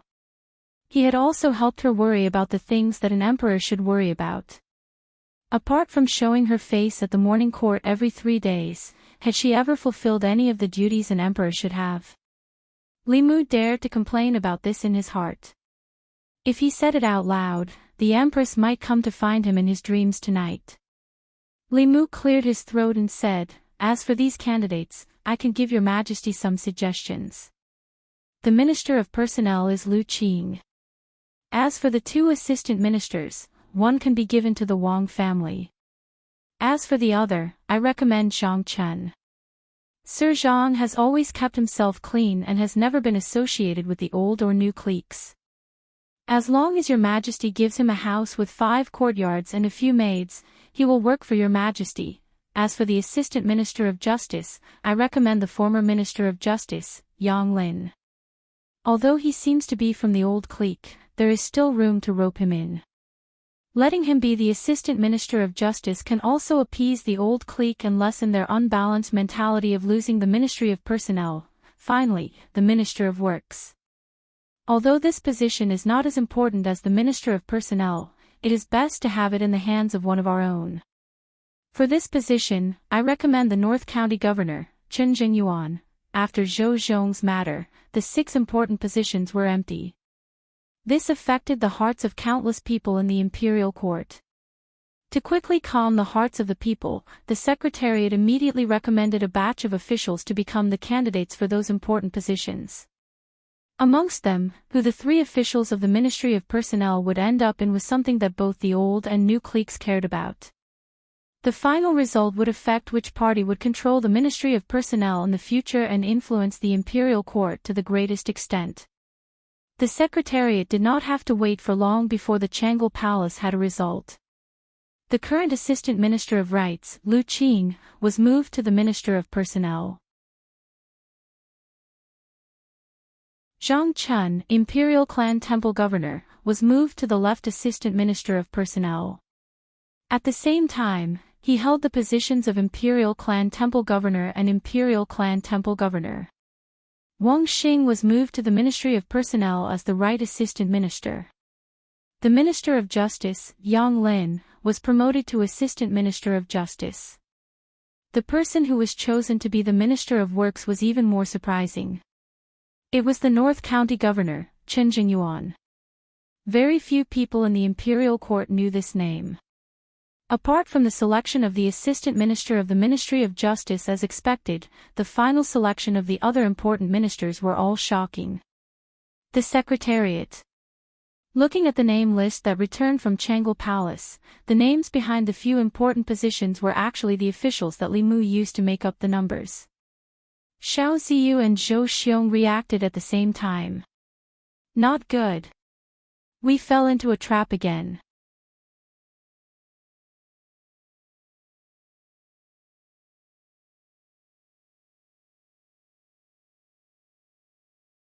Among the 6 ministries, the Ministry of Works had the least power. Thus, whether it was Zhou Ting's resignation as assistant minister or Zhou Chuan's dismissal, it didn't affect the Zhou family too much. The Shao clan, on the other hand, had lost the Ministry of Personnel. Their lifeline had been cut off. However, this was not entirely good news for the Zhou family. In the past, the Empress didn't care much about the fight between the old party and the new party, and she wouldn't intervene. But now, she was deliberately suppressing the new party and the old party. This time, she appointed several important official positions, avoiding the officials of the new party and the old party. She intended to cultivate her own forces, which was more significant than suppressing the other 2 parties. Could it be that she's really cultivating her own forces? Zhou Chuan's face was full of doubt. He asked, in the past, she only wanted to condense the next strand of Emperor's qi as soon as possible and pass down the throne. She didn't care much about the fight between the 2 parties. Could it be that her thinking has changed? Zhou Ting said indifferently, it's very possible. Ever since she began to favor Li Mu, she's changed more and more. Zhou Xiong said with incomparable certainty, I'm very sure that Li Mu must be behind Her Majesty's actions. This time, from the beginning to the end, was a trap set by him. I suspect that he wants to support his own party. No matter what, Li Mu must be taken seriously, the Ministry of Rights. In the Assistant Minister's office, Lu Qing was packing his things. From tomorrow onwards, he would take up his post at the Ministry of Personnel as Minister of Personnel. The Minister of Rights walked into the office and clasped his hands in greeting. Congratulations, Lord Lu. Lord Lu's promotion speed is really fast. Rather complicated emotions flowed in the depths of his eyes. In the short span of half a year, he had personally witnessed Lu Qing rise from a small minister counselor of the Ministry of Rights to a physician, assistant minister, and now, Lu Qing had become the Minister of Personnel. He held real power in his hands, and his status was firmly above his own. As Lu Qing's superior, he had mixed feelings. Lu Qing also sighed emotionally. Yes, I also didn't expect this place to rise so quickly, Northern Court. Li Mu stood at the entrance of his house, watching Zhang Chun move in. This time, not only had old Zhang been promoted, his residence had also been changed from 3 entrances to 4 entrances. In addition, the Empress had also rewarded his family with 2 servant girls and 2 servants. The distance between the Zhang residence and the Li residence had also become closer. At the housewarming banquet, he patted Li Mu on the shoulder and said, "Between us, there's no need to say anything unnecessary. Come, let's drink this cup." There weren't many people at the banquet. Other than Zhang Chun's family, there were also Zhang Shan, Li Si, Li Mu, and Li Qing. Since the last time he came to Luoyang, Zhang Shan hadn't gone back. He had never been to Luoyang before and was shocked by the prosperity of the streets. He had already asked Lu Hanyan for permission to open a branch here. Coincidentally, Lu Hanyan also had the same idea, so he stayed for the time being. After a few cups of wine, Zhang Shan looked at Li Qing and asked, "Boss, what do you plan to do next? Will you continue to stay in Luoyang?" Li Si kicked him under the table, but it was too late. Li Qing was silent for a moment, then said, "In 2 days, I should return to Mount Baiyun." Li Si's lips moved slightly. He wanted to say something, but in the end, he didn't speak. He poured a cup of wine and said to Li Mu, "Here's to you." The wine cups clinked. He gave Li Mu a meaningful look and said, "You guys have gone through a lot of trouble to get to where you are today. You must cherish the people in front of you." Zhang Shan raised his wine cup and said, "That's right. You and the shopkeeper have gone through a lot of trouble to get together. You must cherish her in the future." Li Si poured another cup of wine and said to Li Qing, "Here's to you, boss. I hope you can think carefully before you make a decision in the future. Don't regret it in the future." Zhang Shan agreed and said, "That's right. If you hadn't killed those corrupt officials, this matter would have been much simpler. You wouldn't have to stay in the Imperial Clan Temple. They would still be beheaded in the end." Ever since Li Qing came to the house, Li Mu had been sleeping in the study with Xiao Bai in his arms every day. Not only that, on the second day after Li Qing came to Luoyang, Lu Hanyan removed all the festive decorations inside and outside the Li residence, including the big red lanterns at the door. According to the customs of Luoyang, the lanterns with the word "happiness" on them had to be hung for 3 months for the wedding celebration. He knew what Lu Hanyan meant. She was taking care of Li Qing's feelings. Li Qing's family had just passed away. For Li Qing, she chose to sacrifice herself. At night, Li Mu was about to enter the study when he saw a figure standing outside the room. Li Mu walked forward and asked in confusion, "Boss, why aren't you sleeping yet?"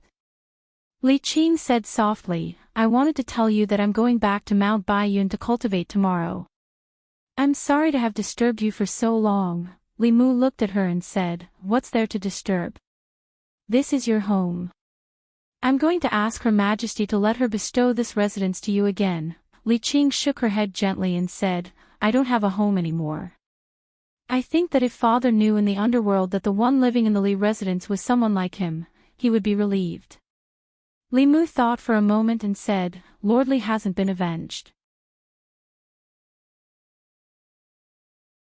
I'll let you see with your own eyes that they receive the punishment they deserve." Li Qing finally looked nervous. She grabbed Li Mu's wrist and said, "You've done enough. Let's stop here. Father doesn't want anyone to avenge him. He only wants someone to be like him and do something for the people." Li Mu was about to explain to her, but he felt something and looked back. In front of the moon gate, a figure stood there quietly. Li Qing was stunned for a moment, then she let go of Li Mu's hand with a pale face and said, "Senior sister." Lu Hanyan walked over and shook her head. "Junior sister, you don't need to explain. I heard everything." Li Qing lowered her head and said, "I hope senior sister can persuade him." Lu Hanyan glanced at Li Mu and said to Li Qing, "Junior sister should also understand him. He won't change his mind so easily." Li Mu said, "Don't worry." Her Majesty agreed. "There won't be any danger." Lu Hanyan said to Li Qing, "With Her Majesty protecting him, junior sister doesn't need to worry." Li Qing looked at Li Mu and didn't say anything. She said softly, "Then I'll go back to my room first. You should rest early."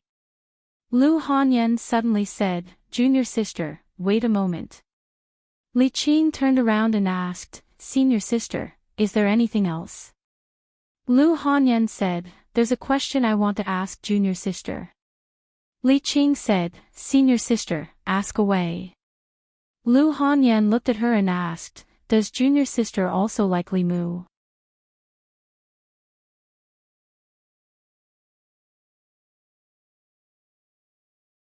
Chapter 375.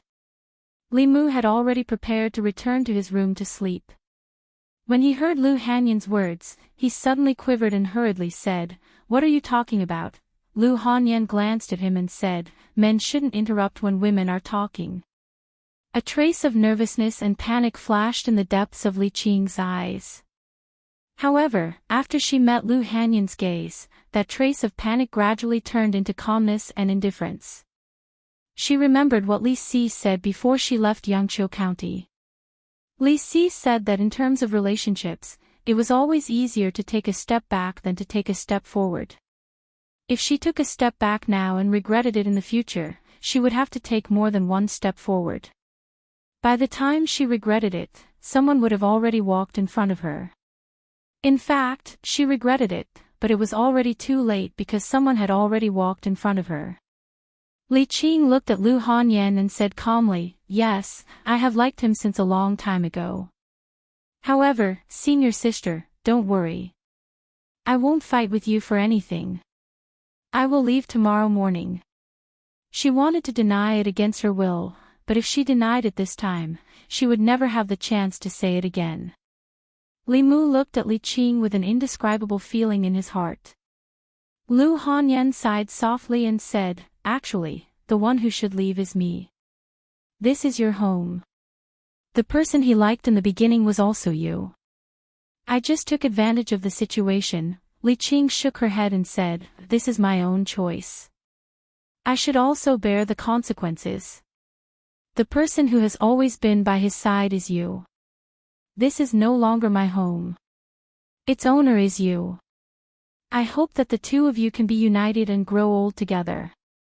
Lu Hanyan asked, "What about you?" Li Qing thought for a moment and said, "I will stay in Baiyun Mountain and repay the sect's kindness." Lu Hanyan was silent for a moment and said, "The one you should repay the most is not the sect, but a certain someone." Li Mu looked at Lu Hanyan. For a moment, he couldn't figure out her routine. Li Qing nodded and said, "If you need me to do anything, I won't refuse." Lu Hanyan looked at her and said, "Then give yourself to me." Li Qing looked at her with a stunned expression. Li Mu looked at her, dumbfounded. Li Qing came back to her senses and said in disbelief, What are you talking about?" Lu Hanyan's expression was melancholy, and her tone was somewhat helpless. She continued, "Although I don't want to share my husband with others, it's not that I can't accept it if that person is you. After all, you're in front of me. A man can't forget the first woman he likes in his entire life. While he's with other women, he still has to think about an outsider. Why not let him think about his own sisters? You're not the first, and you're not the only one." Li Qing's lips moved. Her thoughts were in a mess. Lu Hanyan looked at Li Qing and said, "Of course, you can also refuse."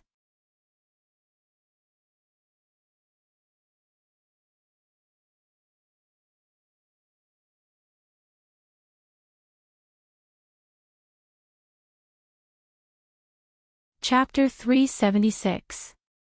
In the past 3 days, Li Mu had developed a feeling that life was more beautiful than this. He even thought of resigning from his position and living in seclusion. Returning to Baiyun Mountain, he could focus on cultivation and enjoy the happiness of having 2 wives. Wouldn't that be perfect? The reason why he gave up on this idea was because he thought of the Empress. Even if he were to leave, it would be after helping the Empress clear all obstacles and repaying her for recognizing his worth. Of course, he also wanted to take revenge on his father-in-law. Although the case had caused a stir and the whole country knew about it, the outcome was not satisfactory.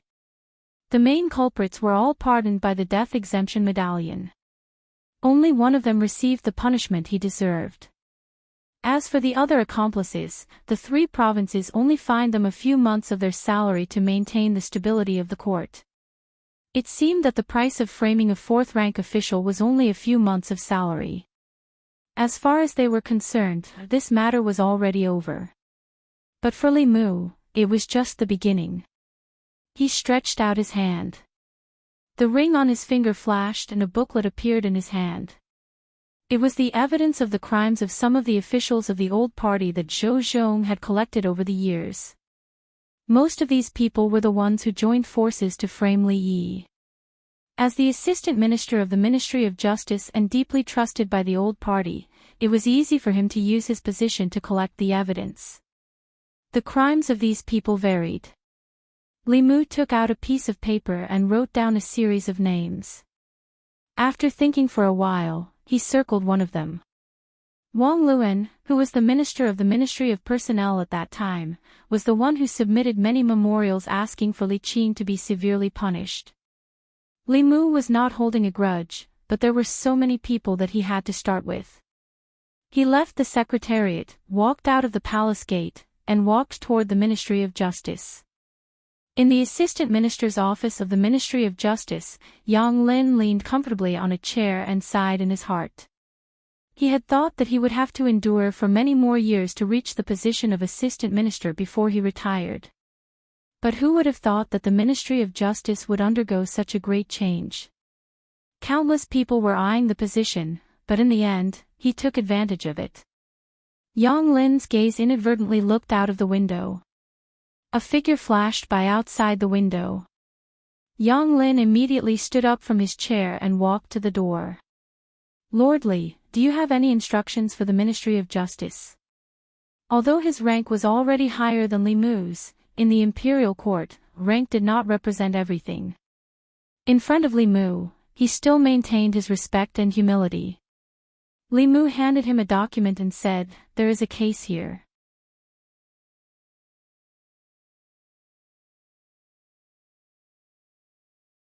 I cannot afford to gamble.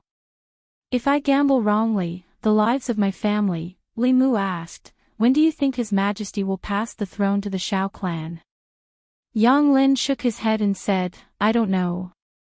Li Mu said slowly, "His Majesty is a powerhouse of the 7th realm. He can live for at least 3 decades. She is in her prime now. Even if the throne is to be passed, it will be decades or even centuries later. Do you think you can live until then?" Yang Lin thought for a moment and felt that Li Mu's words seemed to make sense. By that time, he would have retired and returned to his hometown to enjoy the rest of his life. It would have nothing to do with him who would inherit the throne. However, he still did not dare to gamble. He asked Li Mu nervously, "His Majesty won't pass the throne early, right?" Li Mu glanced at him and said, "Do you think His Majesty will suddenly pass the throne?" Yang Lin looked at Li Mu in a daze, seeming to understand something.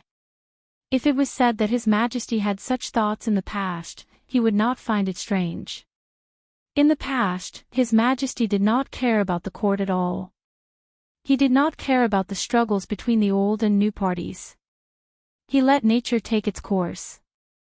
However, the appointments of the officials from the Ministry of Personnel and the Ministry of Justice showed that His Majesty was already deliberately suppressing the old and new parties and taking back power. Could it be that His Majesty had other thoughts? Li Mu looked at him and said, "I know that it is very difficult for Lord Yang to make a decision. I will give you 3 days to think about it. After 3 days, whether we are friends or enemies will depend on your choice."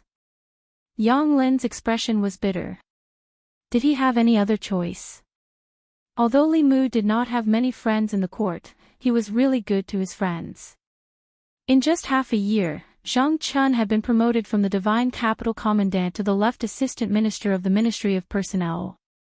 He was a real minister with real power. The residence he lived in also went from 2, 3, and now 4. He was about to live in a large residence with 5 entrances.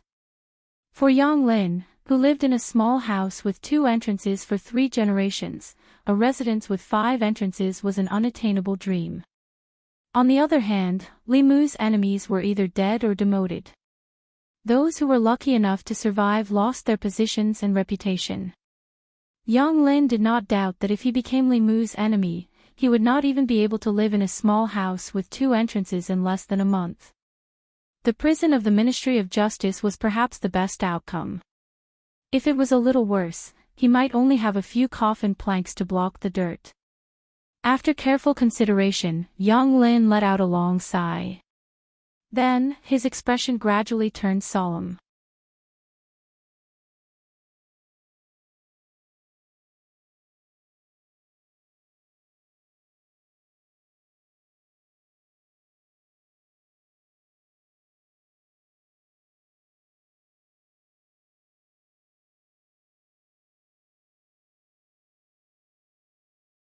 Since he took action against Wang Luan so quickly, I'm afraid he won't let the others off easily. As soon as he finished speaking, someone knocked on the door from outside. He walked over and opened the door. A servant whispered a few words to him. When he walked into the room, his face was very gloomy. He said, in addition to the left physician of the Ministry of Personnel, Wang Luan, the right physician of the Ministry of Personnel, Shui Yan, was also taken away by the people of the Imperial Clan Temple. Power. Preposterous. Commandery Prince Nanyang slapped the table and stood up abruptly.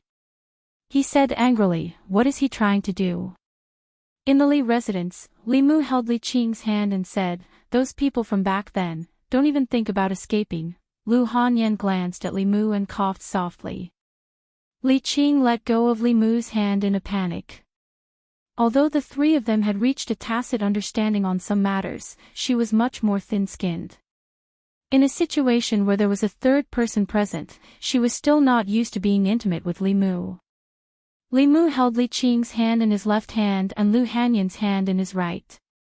It was not easy to enjoy the happiness of having 2 wives. If they could not be impartial, it was only a matter of time before the harem caught fire. Lu Hanyan looked at Li Qing and asked Li Mu, "When do you plan to officially welcome her into the Li residence?" "We have to prepare in advance." Li Qing shook her head and said, "There's no need to go through so much trouble." Although Lu Hanyan and Li Qing were both women, their understanding of marriage was completely different. Lu Hanyan's heart was still that of a secular woman. She hoped to have a romantic and ritualistic wedding. Li Qing entered the Fulu school when she was very young. She had the carefree and casual nature of a cultivator.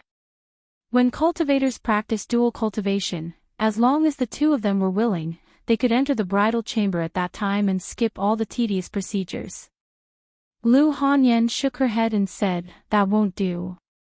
If others know, they will think that I have mistreated you." Li Qing insisted, "There's really no need. As long as the 3 of us can be together forever, that's enough." 3. Lu Hanyan looked at Li Qing and seemed to realize something. She looked at her with a strange expression and asked, "Junior sister, you don't think that Wan Wan and Xiao Bai are just our maids, do you?"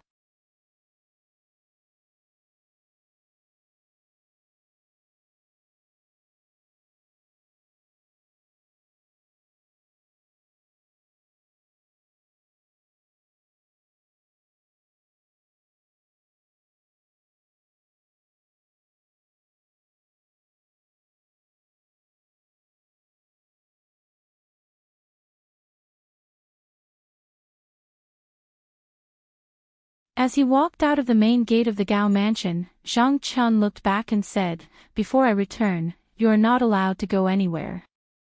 If you leave the Gao mansion by 10 feet, you will be considered a fugitive.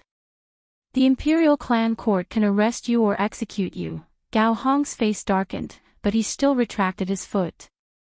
He walked back to the Gao mansion and said to a servant, "Go to the royal prince's mansion of Nanyang and inform the royal prince of this." On the way back to the Zongjing temple, Zhang Chun muttered, "The Gao manor doesn't look small. There should be 5 entrances, right?" A minor official beside him said, "The Gao residence is a standard 7-section mansion." 7. Zhang Chun thought about how his mansion only had 4 entrances, and there were only 2 maids and 2 servants. Just now in the Gao residence, there were almost 20 maids and servants who rushed out in an instant. Zhang Chun's heart was filled with envy. At this moment, the minor official continued, "That's nothing. The royal prince of Nanyang's mansion is the bigger one. It has 10 entrances and 10 entrances. He has 13 wives and concubines, and each of them has their own independent courtyard. Each of them has a senior maid and 4 junior maids. There are artificial mountains, ponds, and beautiful pavilions in the mansion." Zhang Chun thought about his dream of living in a 5-section mansion before he retired. He shook his head and said, "The layout is too small." The group walked through the palace gates and returned to the Zongjing temple. They didn't know that the imperial court was in an uproar. The number of officials in the imperial court was mysteriously reduced by more than 20. The morning court could no longer be held. Some officials even guessed that the powerhouses of the demon sect had sneaked into the fairies' capital and killed these officials to create chaos in the imperial court. After that, Mr. May clarified that the demon sect had nothing to do with this. Last night, it was the Zongjing Temple's deputy minister, Zhang Chun, who led the Zongjing Temple's people to arrest the guilty officials. He told the officials not to worry. It would have been better if Mr. May didn't clarify. After he did, the officials became even more worried. What? These officials were all arrested. More than 20 people were all arrested and sent to the Zongjing Temple. What's going on? Are we in trouble too? 20 officials of the imperial court had been arrested in one night. Without knowing the reason, all the officials in the Great Hall felt threatened, especially those who were close to these two. They were even more frightened. At some point, an official seemed to realize something. He mumbled, these people are all accomplices in Li Yi's case." His words woke everyone up. The officials counted the people who were absent today and were shocked to find that all of them were related to Li Yi's case.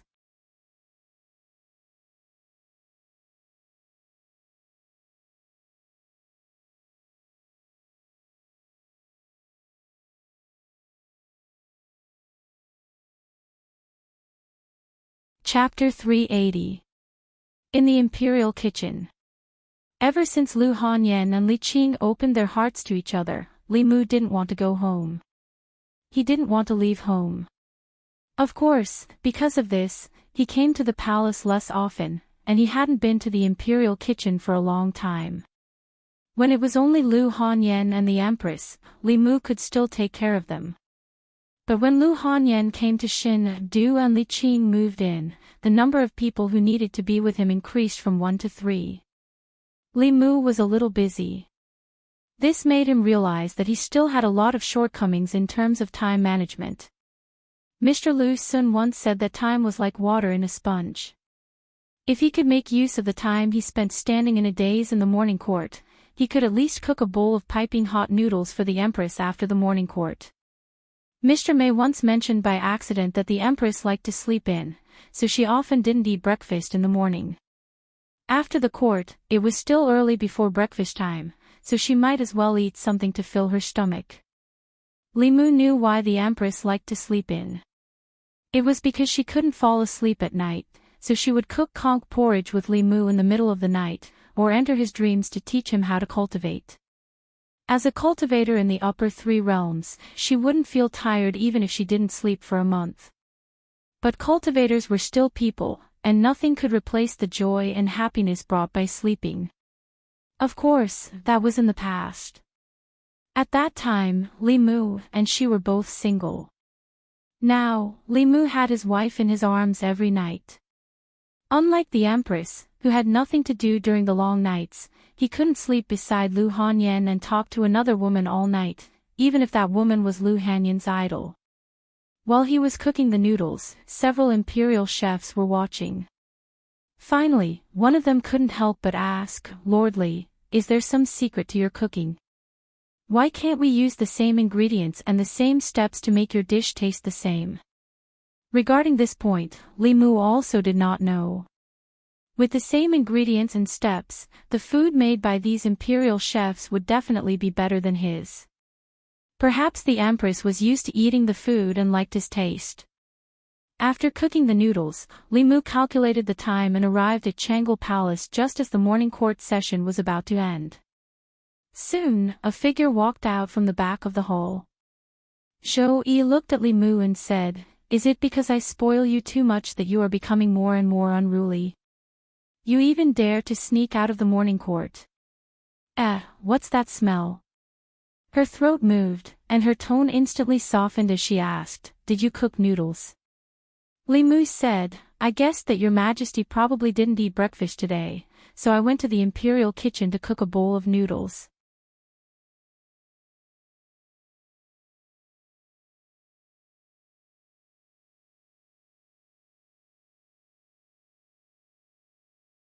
If he didn't seal it, he would be bending the law for favoritism and covering up for his accomplice.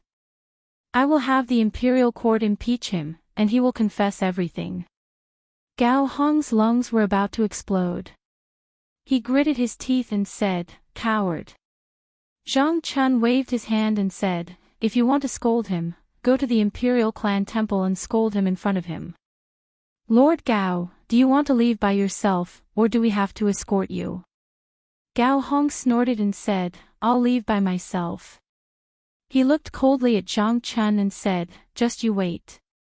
Li Mu won't be able to jump around for long. When the time comes, the first one to die will be you." Zhang Chun glanced at him and said, "You might not be able to wait until that day." After having two people send Gao Hong to the Imperial Clan Temple, Zhang Chun waved his hand and said to the others, "Go to the next house." A moment later, at the Commandery Prince Mansion of Nanyang. The people of the Imperial Clan Temple knocked on the door for a long time, but no one answered. A low-ranking official helplessly retreated and said, "Lord, there's no one." Zhang Chun said indifferently, "Put on the explosive talisman." The two low-ranking officials stuck a few pieces of fulu on the door of the Commandery Prince Mansion of Nanyang. Zhang Chun used his magic power to control the fulu from a distance, and a powerful wave of spiritual energy erupted from the pieces of paper. However, as soon as the wave of spiritual energy was produced, a wave of water appeared on the door of the Commandery Prince Mansion of Nanyang. Wherever the wave of water passed, the waves of spiritual energy produced by the fulu were easily wiped out. A low-ranking official said, "The protective formation." He walked to Zhang Chun and said, "Lord, the protective formation here is too strong. We can't break it." Zhang Chun asked, "How did the Imperial Clan Temple solve this kind of problem in the past?" The low-ranking official said, "We would send an official document to the Ministry of Personnel and ask them to send a high priest from the High Priest Department." Zhang Chun thought for a while and said, "Let's go back to the Imperial Clan Temple first. I'll write an official document for you to send to the Ministry of Personnel." The low-ranking official looked at him and reminded, "Lord, you're the Assistant Minister of the Ministry of Personnel." Zhang Chun slapped his head and said, "How could I forget about this? Come, follow me to the Ministry of Personnel." Soon, there was no movement outside the Commandery Prince Mansion of Nanyang. Outside the door, the Commandery Prince of Nanyang waved his sleeves and snorted, "You're courting death." Without this incident, perhaps the higher-ups would continue to tolerate Li Mu. After this incident, getting rid of Li Mu was a top priority. At the same time, in a deep house in the southern court, there was a sound of gnashing teeth.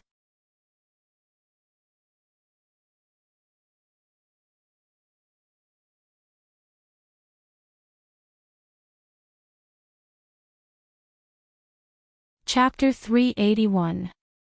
The four major academies had always held a special position in the Great Zhou.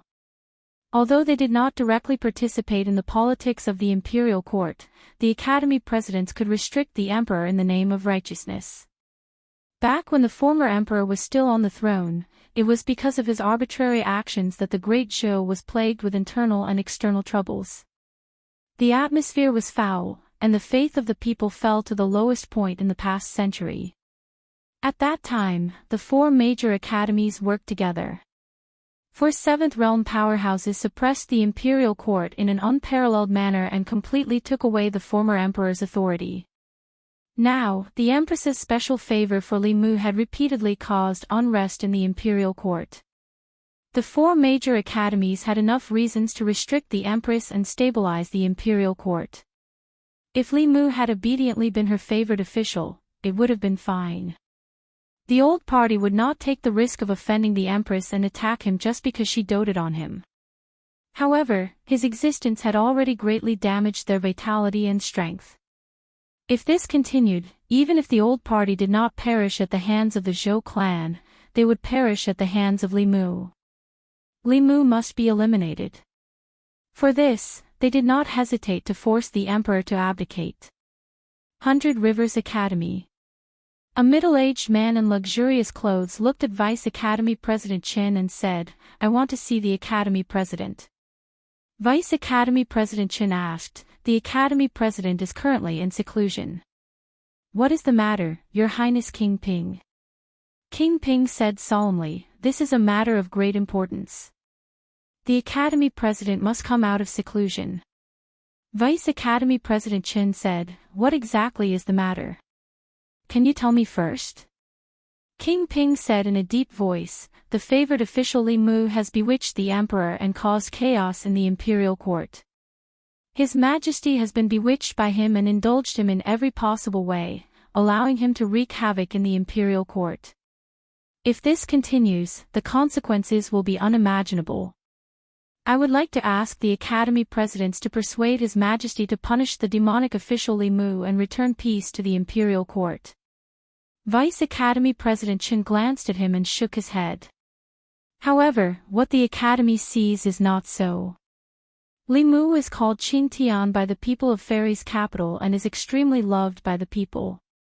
Outside, he single-handedly dealt a heavy blow to the 10 demonic sections. Internally, he overturned the case of the favored official who was wrongly killed more than 10 years ago and punished the lawless officials in the imperial court. Because of what he has done, the people's faith in the Great Zhou has reached its peak in 50 years, far surpassing the time of the emperor. It is inevitable that His Majesty's favor. Although he is a favored official, Your Highness.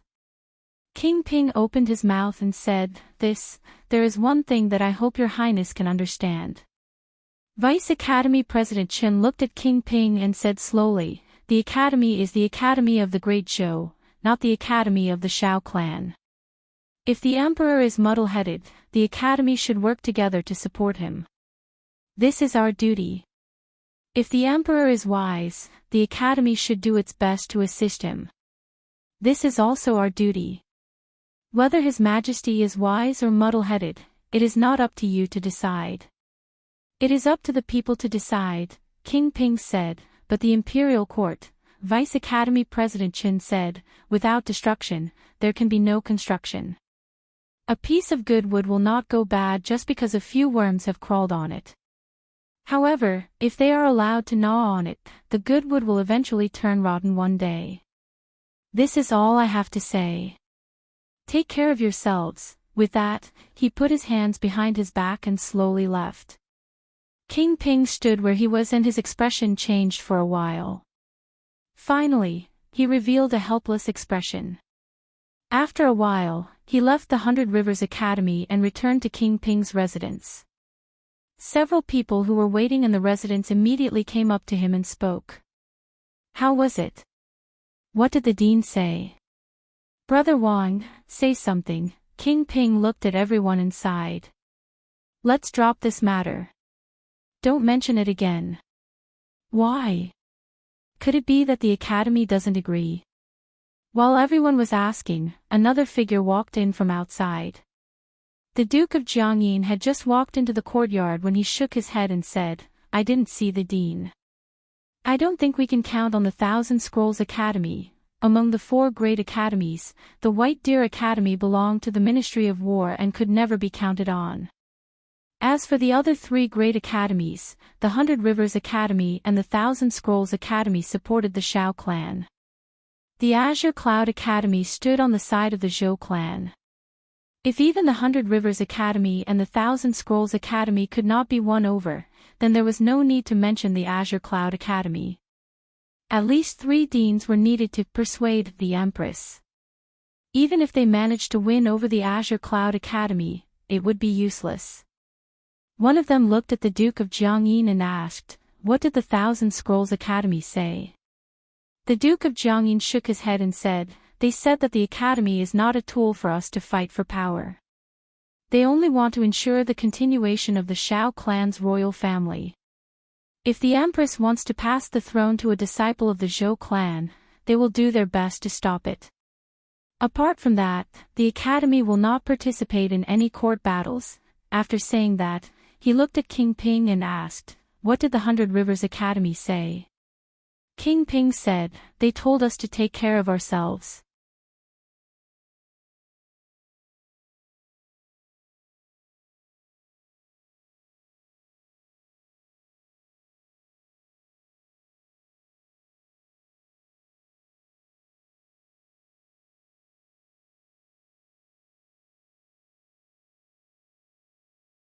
Chapter 382. Zhang Chun pounded on the door like he was announcing a funeral, but no one responded. He channeled his mana into his palms and slammed them down. The 2 doors collapsed inwards, and Xiao Yun, the Duke of Nanyang, appeared in front of him with a gloomy face. Zhang Chun stared at the Duke of Nanyang unhappily and asked, "The Imperial Ancestral Temple has summoned you to close your residence. Are you resisting arrest?" The Duke of Nanyang, the former Minister of Personnel, had fallen to the point where his residence was broken down and humiliated. The Duke of Nanyang could no longer suppress the anger in his heart. He wanted nothing more than to kill Li Mu and Zhang Chun. Thinking that the 2 of them would not last long, he forcefully used his mana to suppress his anger. He looked at Zhang Chun and said coldly, "Why would the Imperial Ancestral Temple come to my residence for no reason? I thought it was a bold bandit who attacked my residence." Zhang Chun said indifferently, "Whether it is for no reason or not, you will know once you follow me to the Imperial Ancestral Temple." The Duke of Nanyang said, "Do you have the official document from the Imperial Ancestral Temple?" Zhang Chun took out the official document with the seal of the Imperial Ancestral Temple and waved it in front of him. He asked, "Is this enough?" The Duke of Nanyang said calmly, "If that is the case, let's go." Even as a duke, he could not openly resist the Imperial Ancestral Temple, because it was equivalent to resisting the Imperial Court. However, this did not mean that he would submit to Zhang Chun and Li Mu. King Ping and the others had already gone to the academy to discuss with the dean. Eliminating Li Mu was already the top priority of the Shao clan. Perhaps at this moment, Beichuan and the 2 deans of the Myriad Scroll Academy had already taken action to restrain the Empress. The experts that King Ping and the others had arranged to clean up the Empress and kill Li Mu were already on their way here, Beichuan Academy. In the northeast corner of the academy, there was a bamboo forest that was green all year round. The students of Beichuan Academy would not easily approach this place. Everyone knew that this was the place where the dean cultivated. The dean of the academy was one of the few experts in the Great Zhou.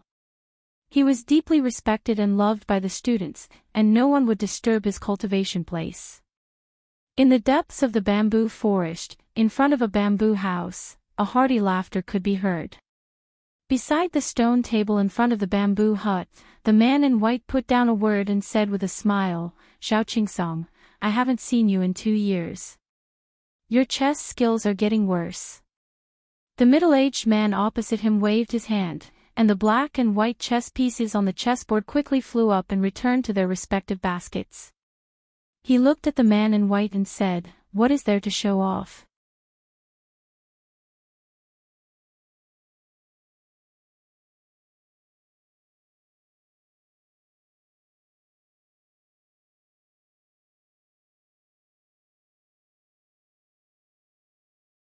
Prince Shou patted his shoulder and said, "Don't worry, it's fine." Gao Hong let out a long sigh of relief. Then, excitement appeared on his face as he asked, "When will Li Mu die?" Prince Shou let out a sigh of relief and said, "When I save you." Gao Hong finally relaxed and sat down slowly. He leaned against the wall and said, "I can't wait any longer." Prince Shou was silent for a moment. Suddenly, he looked at the two of them and said, "Are you hungry? What do you want to eat? I'll get someone to send it in." You're tuning into the LoveLore Library YouTube channel. We're so grateful for your support, and don't forget to subscribe to join us on this incredible journey through captivating stories.